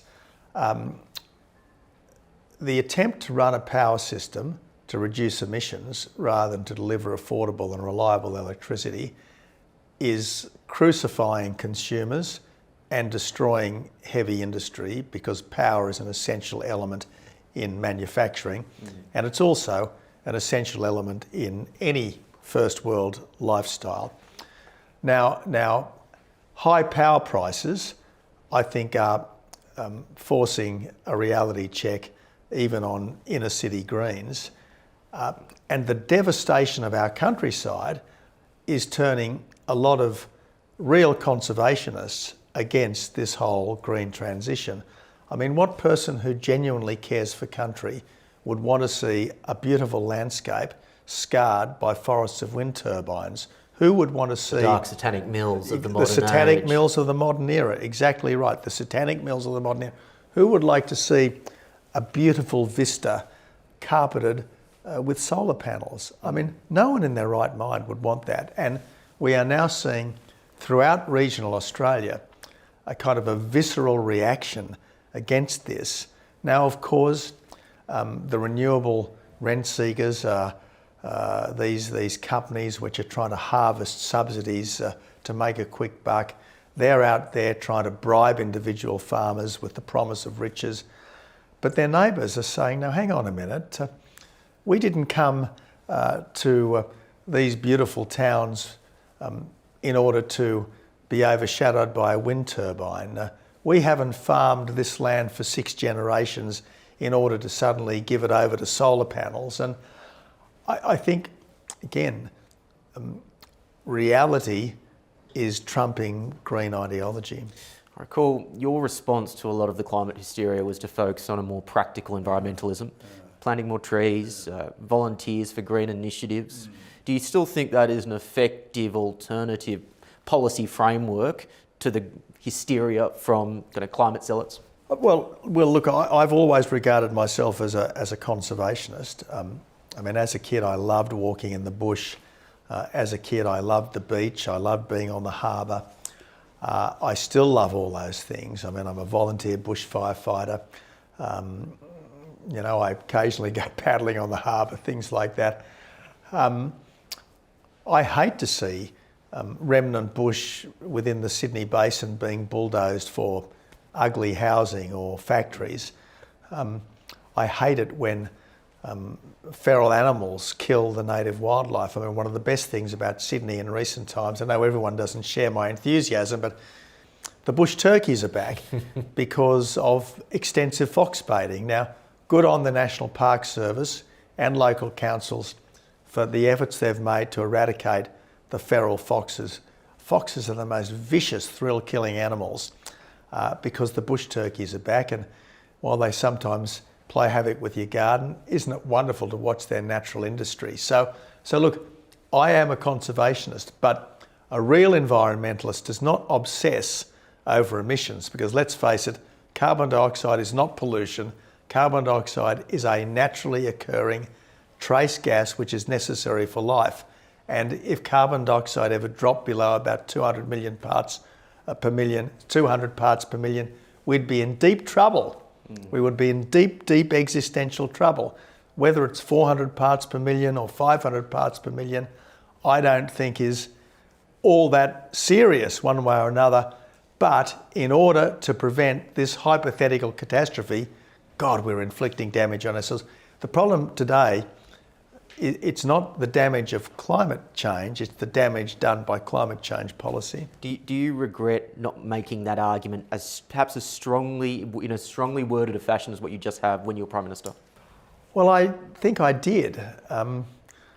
There weren't podcasts in those days, Will. That's a fair point. So maybe I didn't have the chance. It's a fair point. In the time we've got left, I want to look at the future of conservatism. Along with service to your country, it is a cause that you've dedicated your life to. And the reality is, if you look at where conservatism, even if we can call it still that, is changing since the days of the Howard government, in which you're a minister, since the days of your own government, particularly on economics, where you look at the level of protectionism, would have been anathema to the Howard government. What does the future of conservatism look like for you in a Trump and then post-Trump world? Well, I don't think there's been a radical change in conservatism. I think circumstances are somewhat different. I mean, the rise of China, I think, makes trade questions somewhat different. I mean, I don't resile from the free trade deal that I did with China in 2014, because it was still easy to be optimistic about China liberalising then. But I don't think anyone would say today, had we not done a trade deal with China, that we would do one, given what we now know about China's trade policy and the boycotts that they inflicted on us in Australia, notwithstanding that deal. But let's look at Reagan conservatism. I mean, Reagan-Thatcher conservatism was profoundly patriotic, deeply respectful towards traditional institutions and values that have stood the test of time, and keen on economic liberalisation because capitalism had been damaged by over-regulation. Trump conservatism, if I might call it that, I think is deeply patriotic. I think it's reasonably respectful of institutions that it understands, and I think it likes capitalism. It's just that it thinks that capitalism in America has been damaged by unfair competition from China. And I can understand that, because what we now know, and we in Australia know it better than anyone else, is that China has taken advantage of free trade without ever practicing itself. So I can understand why Trump wants to whack on tariffs against China. I can't understand why he wants to whack on tariffs against Mexico and Canada, because Canada in particular is America's friend. Now, as a bargaining chip to try to get the Canadians and the Mexicans to take the border issues more seriously, it's a pretty brutal way of waking them up, but maybe it was fair enough. But it would be very destructive for the United States to put tariffs on against Canada and Mexico.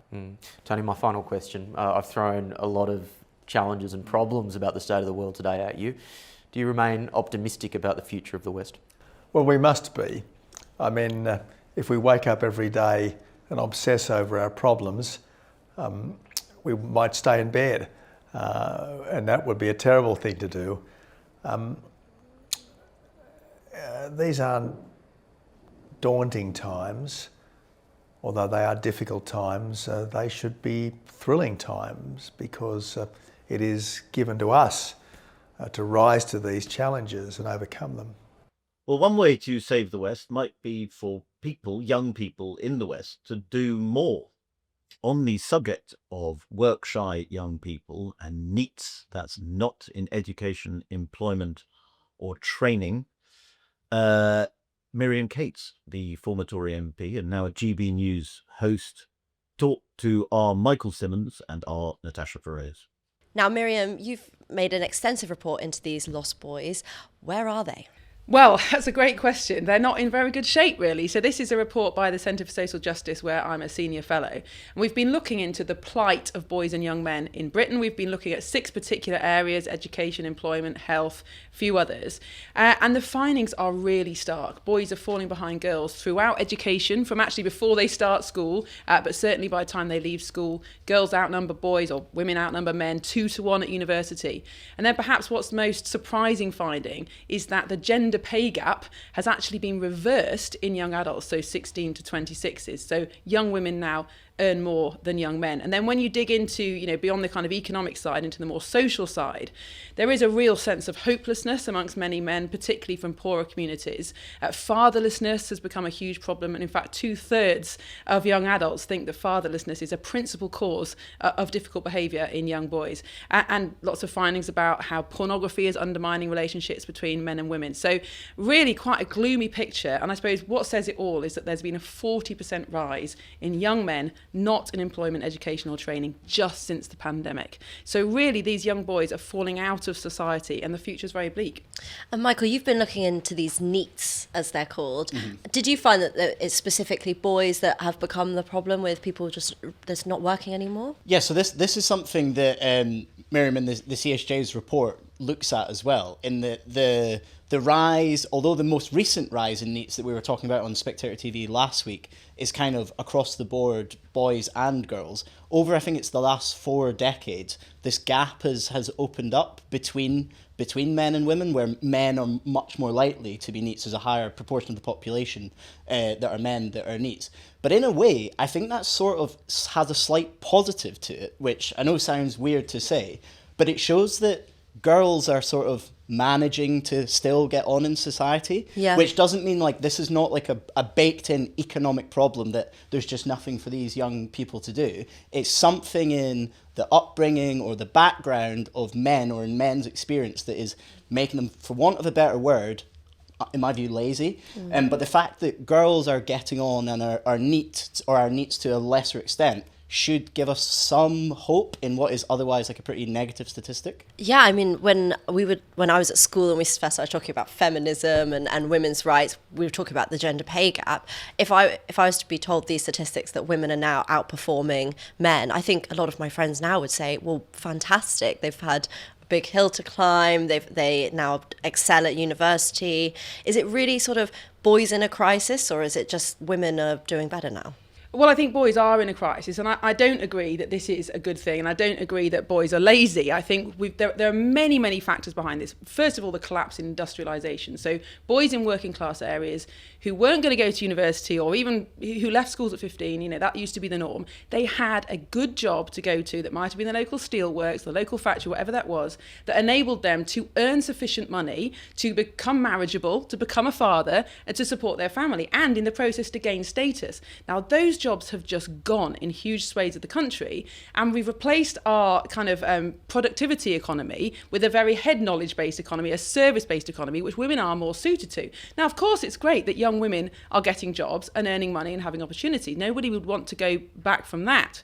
But we have to think about the future. And actually, of course, women want to earn money, but most women also want to become mothers. Most women want to get married, and most women want to be able to look after their own children when their children are small. And what we're finding now is that although on paper, the amount of equality that women have, financial independence, has increased and increased and increased since the 1970s, happiness levels have gone down and down and down. And women are less happy now than they were in the 1970s. And I think a big part of that is because they are having to earn money, look after children, huge rise in parental separation. So loads of women now bringing up children on their own. And women now have the worst of every world. Is it such a bad thing for a man to be able to earn enough money to support his family while his children are small? I don't think that's necessarily a bad model. So the consequences of young men earning less and less and women out earning them and women having more status are not necessarily good for actually the next generation, which is about forming families and having children. Yeah, it's David Goodhart wrote The Care Dilemma, and how women have sort of been given it all, or they've worked to have it all, and the knock-on consequences. Yeah, and the children suffer as well, because then you have a situation where you have lost boys. Michael, you're a young man, and you grew up in an era where a lot of people were saying to young men, toxic masculinity, and a lot of people were being called out for sexual assault, and do you think, and don't feel as if you need to give your own perspective, but do you feel as if men felt trapped in being able to progress because everything that they ever did was criticised, beaten down? Yeah, I think that's absolutely plays into part of the issue, and you know, there's data and survey that kind of backs this up. I mean, I wouldn't for a minute say that the ideas behind the Me Too movement or anything like that were like a bad thing. Clearly, there were many situations where women have been treated terribly and men needed to be called out for that. But you see through like the rise of people like, you know, Andrew Tate and his brother, people like that now have such an influence with young men. And that's basically because they're providing like one of the only positive voices for young men. And by positive, I mean getting this message out that you can work hard, you can work on your physical health, and that will lead to a better life. And for whatever the, you know, good motives behind the opposite message, which is men are bad, men need to check themselves, like men need to change. The fact is that for like most of human existence, the masculine role, you know, has been like that of the protector, that of the earner. The fact that that went on for like most of human existence until about like 10 years ago, there's probably something in that. So if people are going to put a message saying, actually, you can get ahead like that, then I think that's an appealing one. And you can understand that their motivations at the time was to try and stop sexual assault, sexual violence, and the rates they're still astronomically high. So this whole thing of changing toxic masculinity, it's not actually done anything to the purpose of what it was trying to do. Absolutely, and it is getting worse and worse, and the perpetrators are getting younger and younger. I think the rate of 50% of sexual assaults now are child sexual assaults are child on child. But I think the main cause of that, well, there are two main causes of that, but one of them is the rise of internet pornography. And actually, boys are being schooled about what's sexually normal now by watching porn. And almost all online pornography videos are violent. Almost all the victims are women. And then we've now got 40% of young women have been choked during sex, whereas it's just 3% of the over 55s.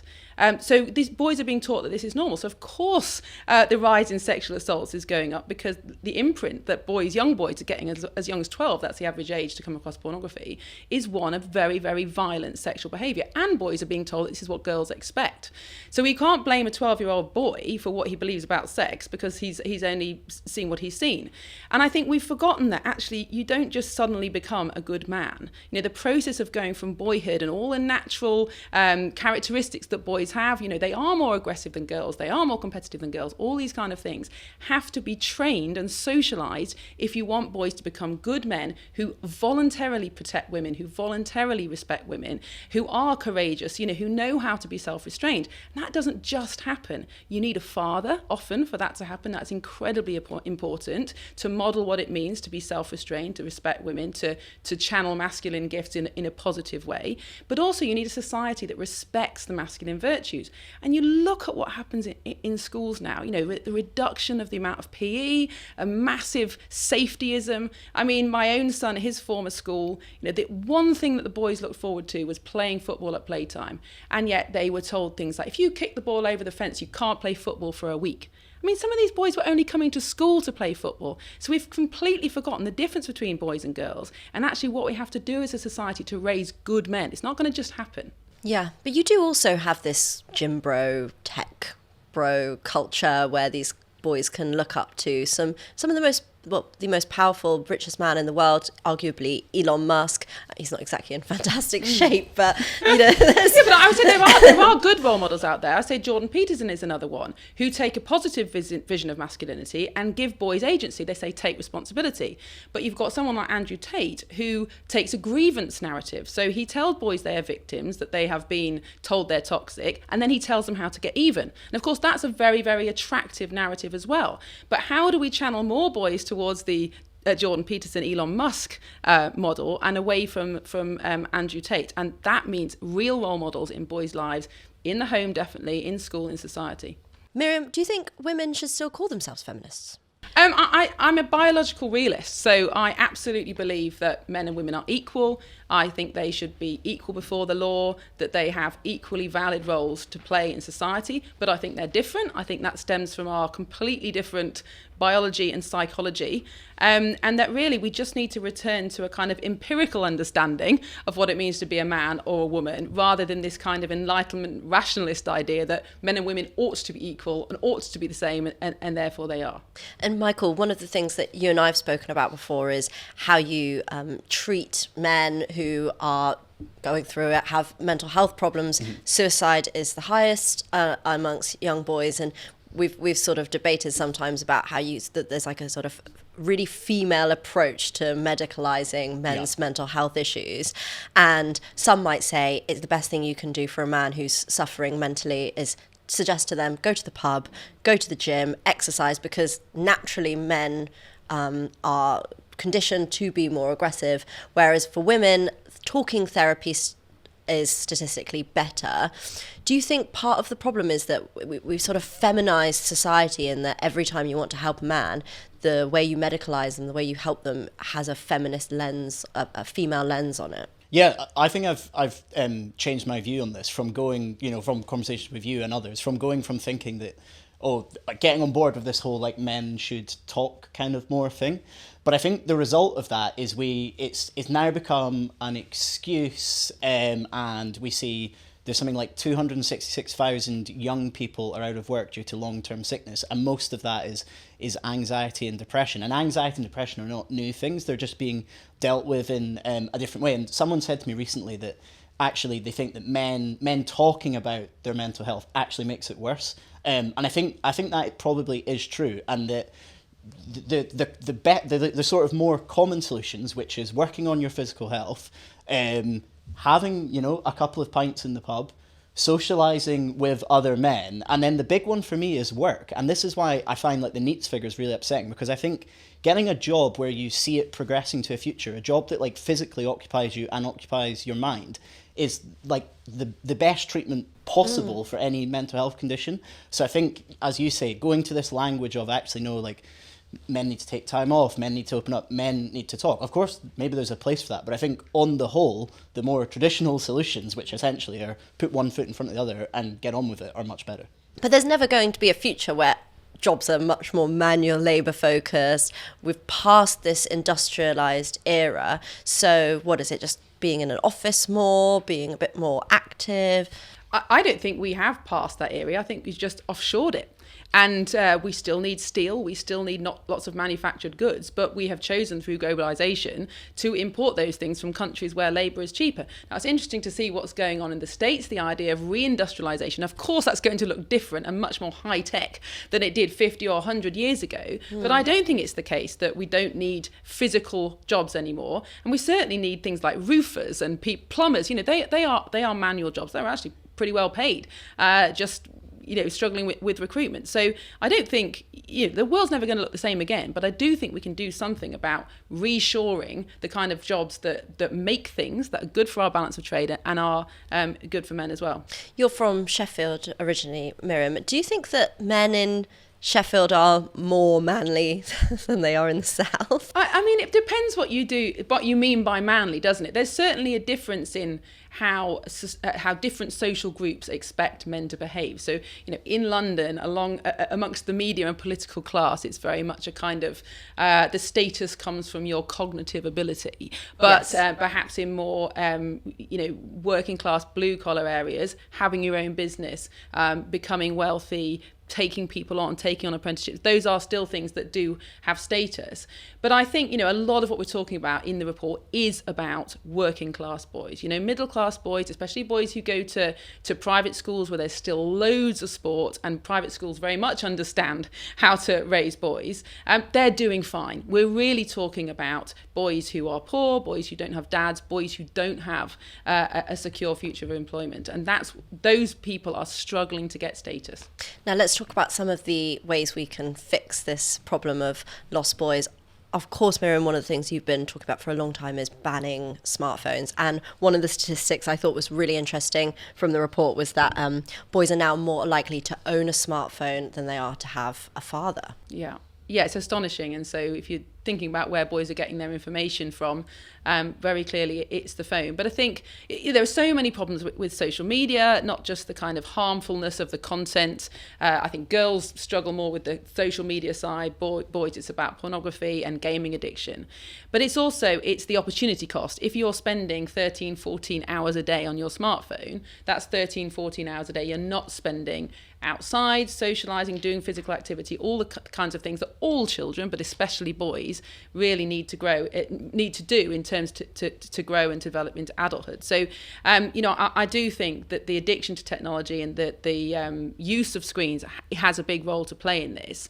But I don't think it's the only one at all. I think what's happening in the early years is very interesting. And also, as I've already said, the rise in fatherlessness does seem to be having a huge impact on boys. And Michael, do you think it's a part of this issue is about having better role models, not just fathers, but your bosses could be better role models? That would involve people going into the office more. Do you think men need to look up to? There needs to be more of a society response. Yeah, on the office point, just to start with that, I think that's completely right. I mean, working from home is obviously not the cause of this, but people being together in an office, people seeing other people that have done well physically is a huge thing, and it plays into what I think has gone missing for a lot of young men, is just this like concept of aspiration.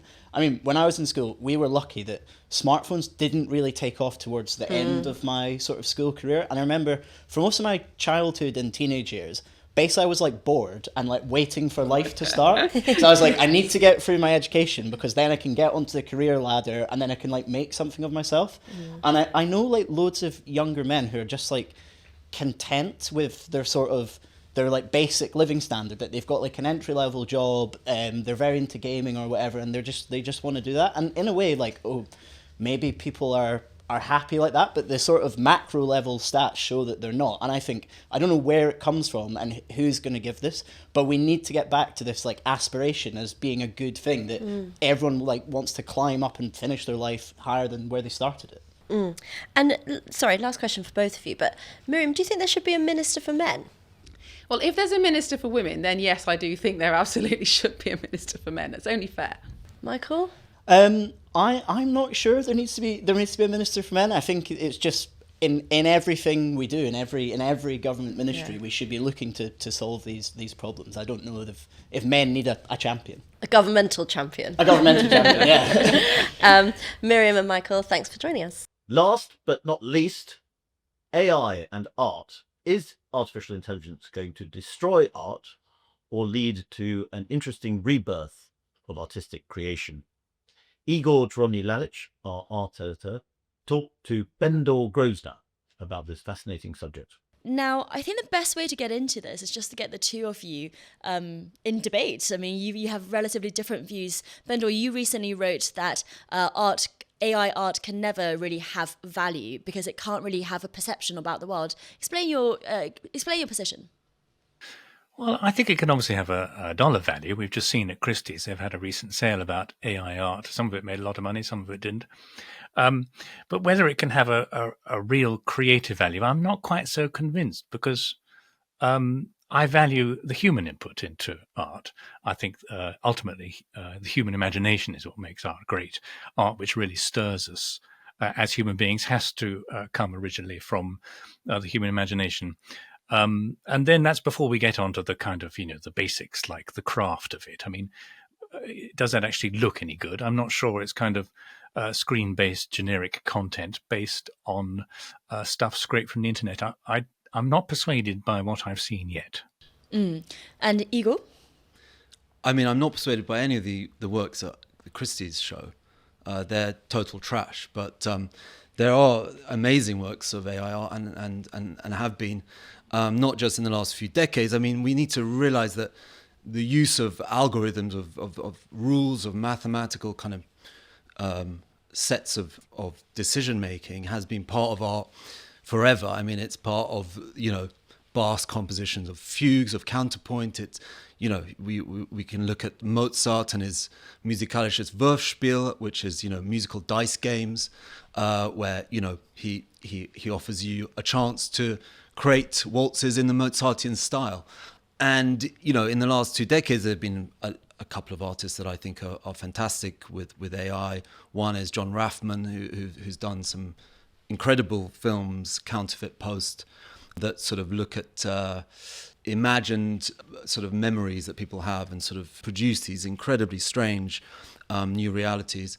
Pierre Huy did a fantastic show at the Serpentine a decade ago, again trying to get AI to reconfigure an image that someone had in their brain, and the sort of the slow process by which the computer is attempting to reconfigure this image is really strange and eerie and very, very kind of haunting in a profound sense.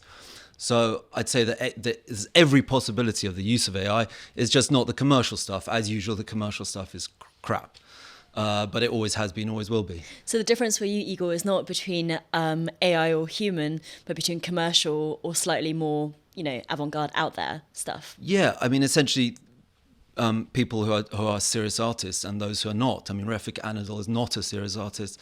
Holly Herndon and Matt Dryhurst are, as is said in Alexander Rauber's piece for us last week, they are sort of HR managers. They care about ethics and these incredibly boring, prosaic things, which have no relevance to the art, Bendor, what do you think? In the hands of the right kind of serious artist, could AI be a good tool? Well, I suppose it can be. I mean, in this age of sticking bananas to walls, you can get away with anything. I think what it represents, though, is the sort of a broader, perhaps culmination of a centuries-long process where the idea and the craft have become sort of unmoored in art. And a long, long time ago, the artist had an idea and then either painted it or drew it or sculpted it, sometimes with workshop assistance.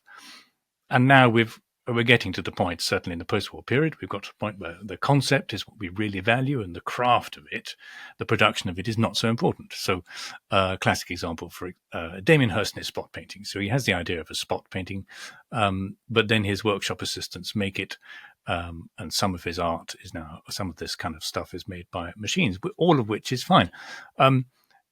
But we're still privileging the concept. My concern with the AI stuff is that it's so useful, so overly used by some artists that we're eradicating the concept, the imagination, which is, as I said at the beginning, for me, the really key part of where art comes from. And we're reducing the concept to just a prompt. I mean, literally now all we can do is prompt the AI to do something and stand back and see what happens and decide if we like it or not. And I think, I'm sorry to be pessimistic, but I think that's rather a bleak direction of travel for human creative endeavor. We love pessimists here at The Spectator. Igor? I mean, it's ludicrous. It's a ludicrous characterization of what AI is. Yes, sure, that's what you can do on your computer, but most artists actually train the data in very specific ways. I mean, if you really understood what's going on, I think you'd realize that there's a huge amount of What do you mean? Are they actually doing the algorithms themselves? They're coding? Or? Yeah, they're coding themselves. I mean, of course, at the most basic primitive level, I mean, just like painting by numbers is also painting. There is a primitive way of using AI, which is typing something into, DALL-E yourself, or creating your own models, creating your own training data, creating your own data sets. This itself is a craft. Coding is a craft. I know there are people who don't understand that, but is it an art? Is coding an art? Well, I think it's definitely a craft. I'd say it's an art if you have the brain and capacity and the imagination, as Bendor is saying, to expand what sensibly you can perceive. So it's the combination of imagination, originality, and the craft of using this tool. It's, does he deny that photographers can be artists? I mean, not all of them are. Most of them are jobbing humans who do very little of aesthetic worth. But it's a tool that can be used to great aesthetic heights. So I think invoking Damien Hirst is a sort of, no one takes Damien Hirst seriously. It's sort of the cliche of those who want to sort of beat modern art. It's of no real kind of critical value to invoke the worst artist or one of the worst artists. It's easy. It's an easy argumentative point, but let's look at the best of each age. Let's look at the best photographers rather than the worst photographers, and you'll see that these are just tools in the sort of ever-changing nature of progress of mankind. We find new ways of making things. We're curious. That's how things develop. Well, if we're going to talk about making cheap debating points, I think just saying you don't understand it is a great one. But look, all I'm saying is that the direction of travel seems to be quite clear, and it's about, if we stand back for a second, it's about the extent to which we value and cherish human input in what we consider to be great or good art. And as you can see from this discussion, it's so easy to disagree on what is actually good or great art. I mean, you can airily say all the stuff in the Christie sale is terrible, and probably I'd agree with that. But we can all like or not like what we see. My point is just, as I was saying, to stand back and consider slightly more deeply where we're going in what we consider to be the great representative examples of human creative endeavor. Bendor, do you think it would change the way you see AI art if you were, if the good AI artists, maybe they don't exist right now, but maybe they will one day, were kind of mixing code and rewriting algorithms in the way that the artists of previous ages mixed paints? Would that give that back a bit more agency to the artists and a bit more creativity for you? It could do. It all depends on the extent to which they rely on the code, I suppose, or the AI, whatever we're going to say it is. So, yeah, if the humans can create something which we consider to be great art, then I'm all in favour of that. But from what I've seen so far, it's not very encouraging. Yeah, and what about one day?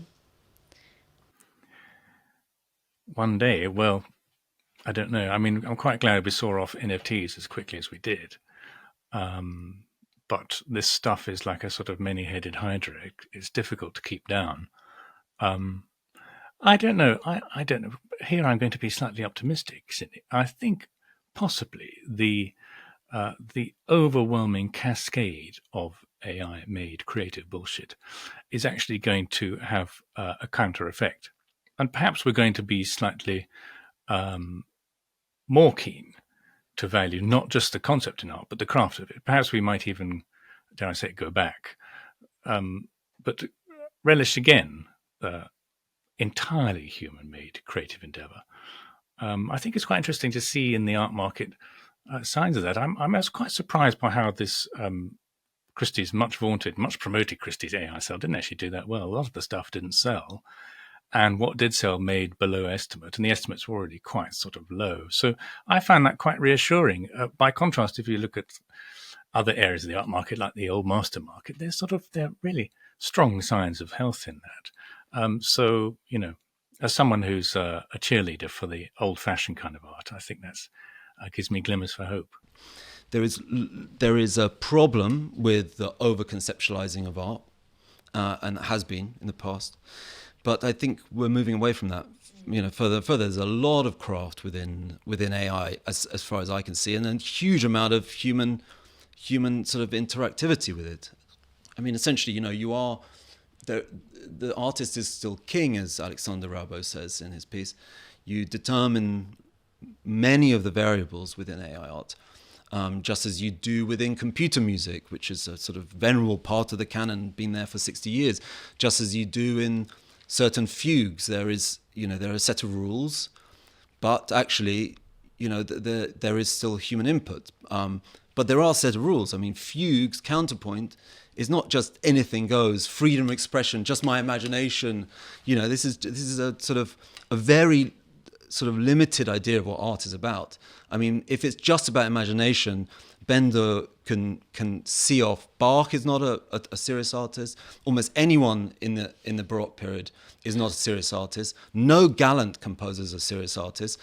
All modernists, surrealists are not real artists if it's just about imagination. You're counting off everyone outside of a very narrow range of artists who lived between, early 19th century and the beginnings of the 20th century. It's an absurd idea of art that you don't really believe in an old art. I mean, you believe in 19th century art. Well, keen to hear what Bendor has to say about that. Sorry, I got lost some way back. I think, to be honest, perhaps the problem here is that what I view as AI art is different from what Igor rules as various, perfectly acceptable tools which artists can use. My concern is the most of the AI art I was led to believe we'd be talking about today is limiting in its the way it constrains artists. And I think that's why I keep coming back to the concept and the imagination. I mean, fine, I'm delighted that Igor has found some examples of what he calls AI art that like him, but which sound to me like they're actually sort of, bits of computer craft and programming code, whatever. But I think my broader concern is if we value and if we're prepared to accept that art can be founded on the kind of AI which is basically a repository of everything, mostly image-led, scraped from the internet, which artists can then kind of use as they like or not, don't like, but mostly rely on, then that's a very limiting form of art. I mean, in a way, it goes back to David Hume's conception of how we form our knowledge of the world is everything based purely and only on what we derive from our senses.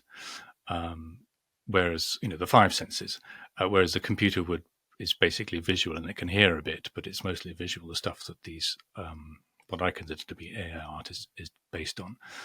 Whereas someone like Immanuel Kant is much more interested in senses and the imagination, that bridge between us and the universe. And I think ultimately it's that element of human experience and imagination of navigating the world around them, which is what makes art sublime and great. And from the vast amount of stuff I've seen, I'm delighted that Igor's found some good stuff, but from the vast amount of stuff I've seen, it's tremendously underwhelming, tremendously limiting, and more alarmingly, if we as a human society decide that that's fine, then what is the end point? What's the end point for artists, musicians, just to rely on a prompt and a button and a screen? What even is the point of journalists? I mean, where do we go with that? So that's why I'm very proud to fight the resistance against this. It's a caricature. You're caricaturing it endlessly. It's not a prompt. It's not a press of the button. It's like, photographers. Do you consider photography just a click of the button? No, because going out and seeing the world and a camera is just literally a means of capturing what you decide as a human to see in the human world, the real world around you. That's all that AI is doing. I mean, that's all that. It's the same tool. You keep on thinking of AI making the work. It's not. There's the human interaction with AI is obviously the interesting thing. I mean, there could conceptually be something interesting in the first completely self-made art by a computer. I'd quite like to see that. But the interesting thing, obviously, is the way that humans interact with the tool. The same way that the humans interact with a camera is interesting, rather than the camera. You keep on being like, oh, this camera made this work. How stupid. How, it's like, or this paintbrush made this painting. That's what you're sounding like. It's like, it's so ridiculous. This paintbrush just, I mean, there is a human behind the tool. You do realize that?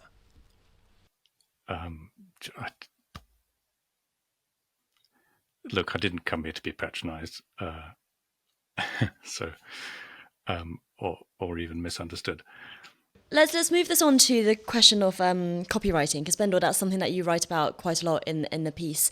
About, you mentioned earlier the word mimicry, and it's kind of worse than mimicry at the moment, at least, in the sense that these large language models or generative AI are scraping bits from what's out there. Tell us about what the dangers there are. The dangers are, I think, more broadly, that we diminish the value of human artists. And you might say, fine, if I want to go and I, as a terrible botching amateur artist, can go and make a pastiche of, say, a work by David Hockney. And the result that comes out looks like a Hockney, but I've just been copying Hockney, but that's how artists progress all the time. We take influences from other people. I think the difference is when it's done by AI, the result is still similarly as crap as my Hockney-esque daubs, but the purpose of it is monetization. The purpose of it is to demonstrate that this machine can do these things. And that's monetizing to get share value, profits, traffic, advertising, revenue, whatever. And it's doing that by basically stealing David Hockney's work, for example. And it's doing that on scale, which has never been seen before.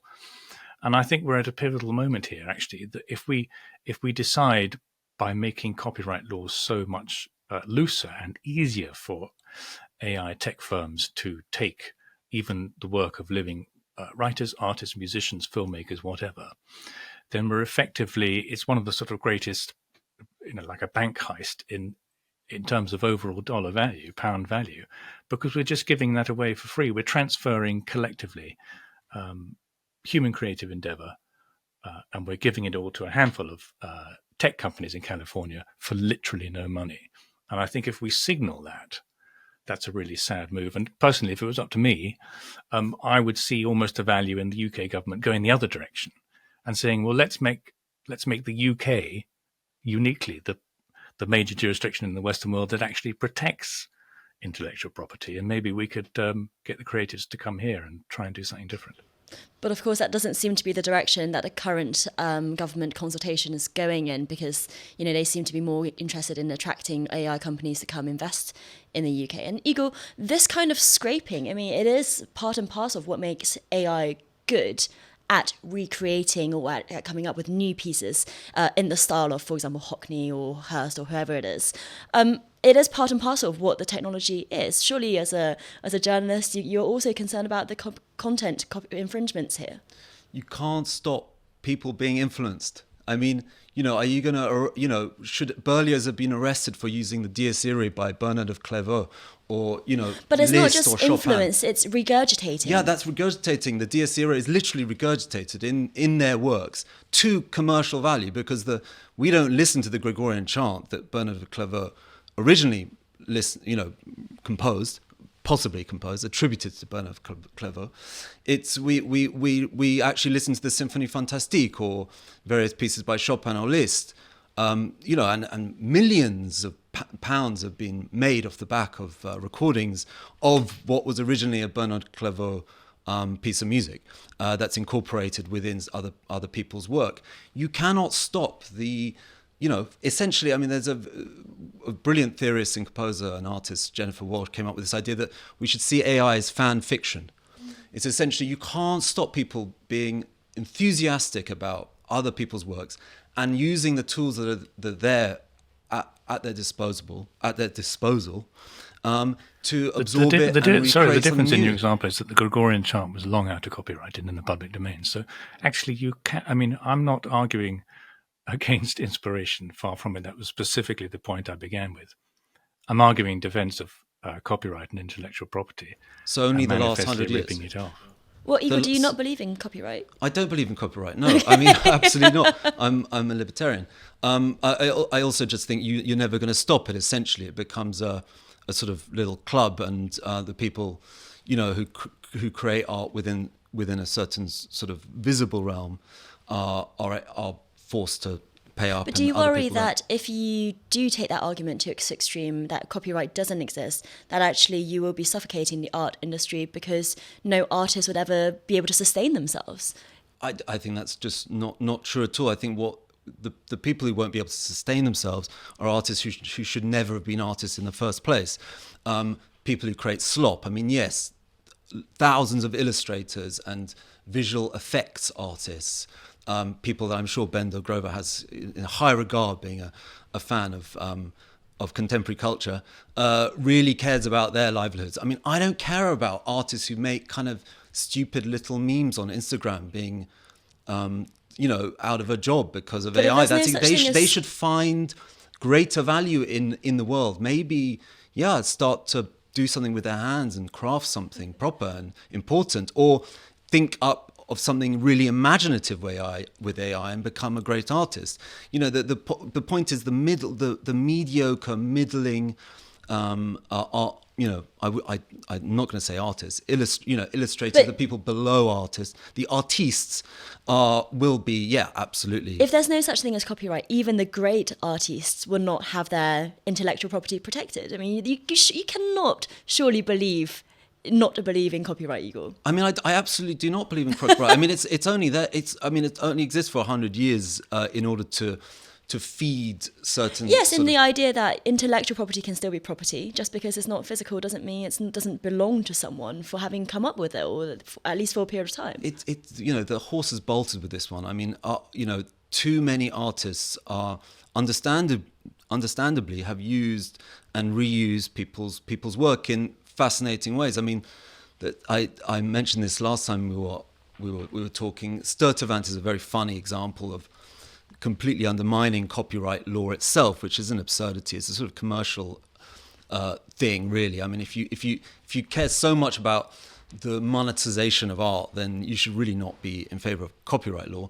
It favors those who are biggest and most kind of commercially sort of, it sort of defends these big kind of corporate brand behemoths. But Sturtevant would copy Warhol's, and Warhol would often say, if he's asked how do you make your prints, he'd say ask Sturtevant, because she used to copy them so well that she knew better than him, which was and I don't really like conceptual art, but I always found that quite a funny bit of conceptual art. I think in this realm, the ethics is the most boring and prosaic and uninteresting aspect. It's for HR managers. This is not the realm of people who are serious about aesthetics. Fine, let the lawyers fight it out. I don't care. I mean, this is not. I think you're an anarchist. I don't think you're a libertarian. Bendor, Bendor, last word to you. You've been waiting very patiently. Oh, I just written a book on the long history of British art called The Invention of British Art, and literally one of the pivotal moments in the emergence of British art as a cohesive, successful idea is when William Hogarth gets passed in the House of Commons the first visual copyright law in this country. And it meant for the first time that individual artists could make money from the idea in their head rather than the labour of their hand. And when you're going from a society, as we were, when the production of art was very, very strictly controlled by a certain small, tiny elite at the top of society, and that's how we ended up basically producing just portraits.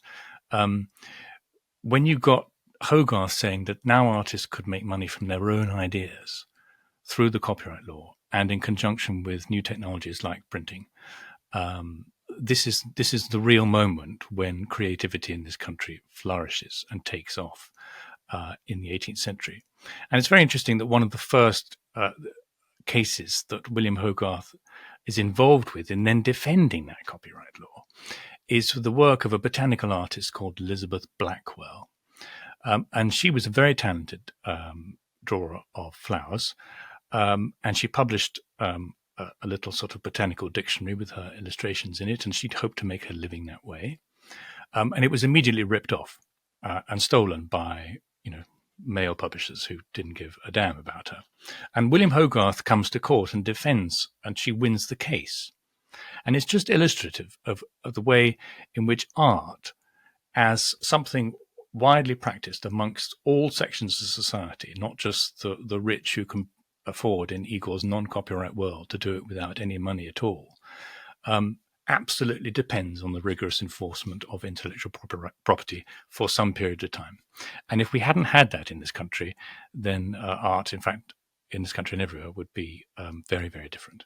And that is all for this week. We hope you have enjoyed this omnibus edition.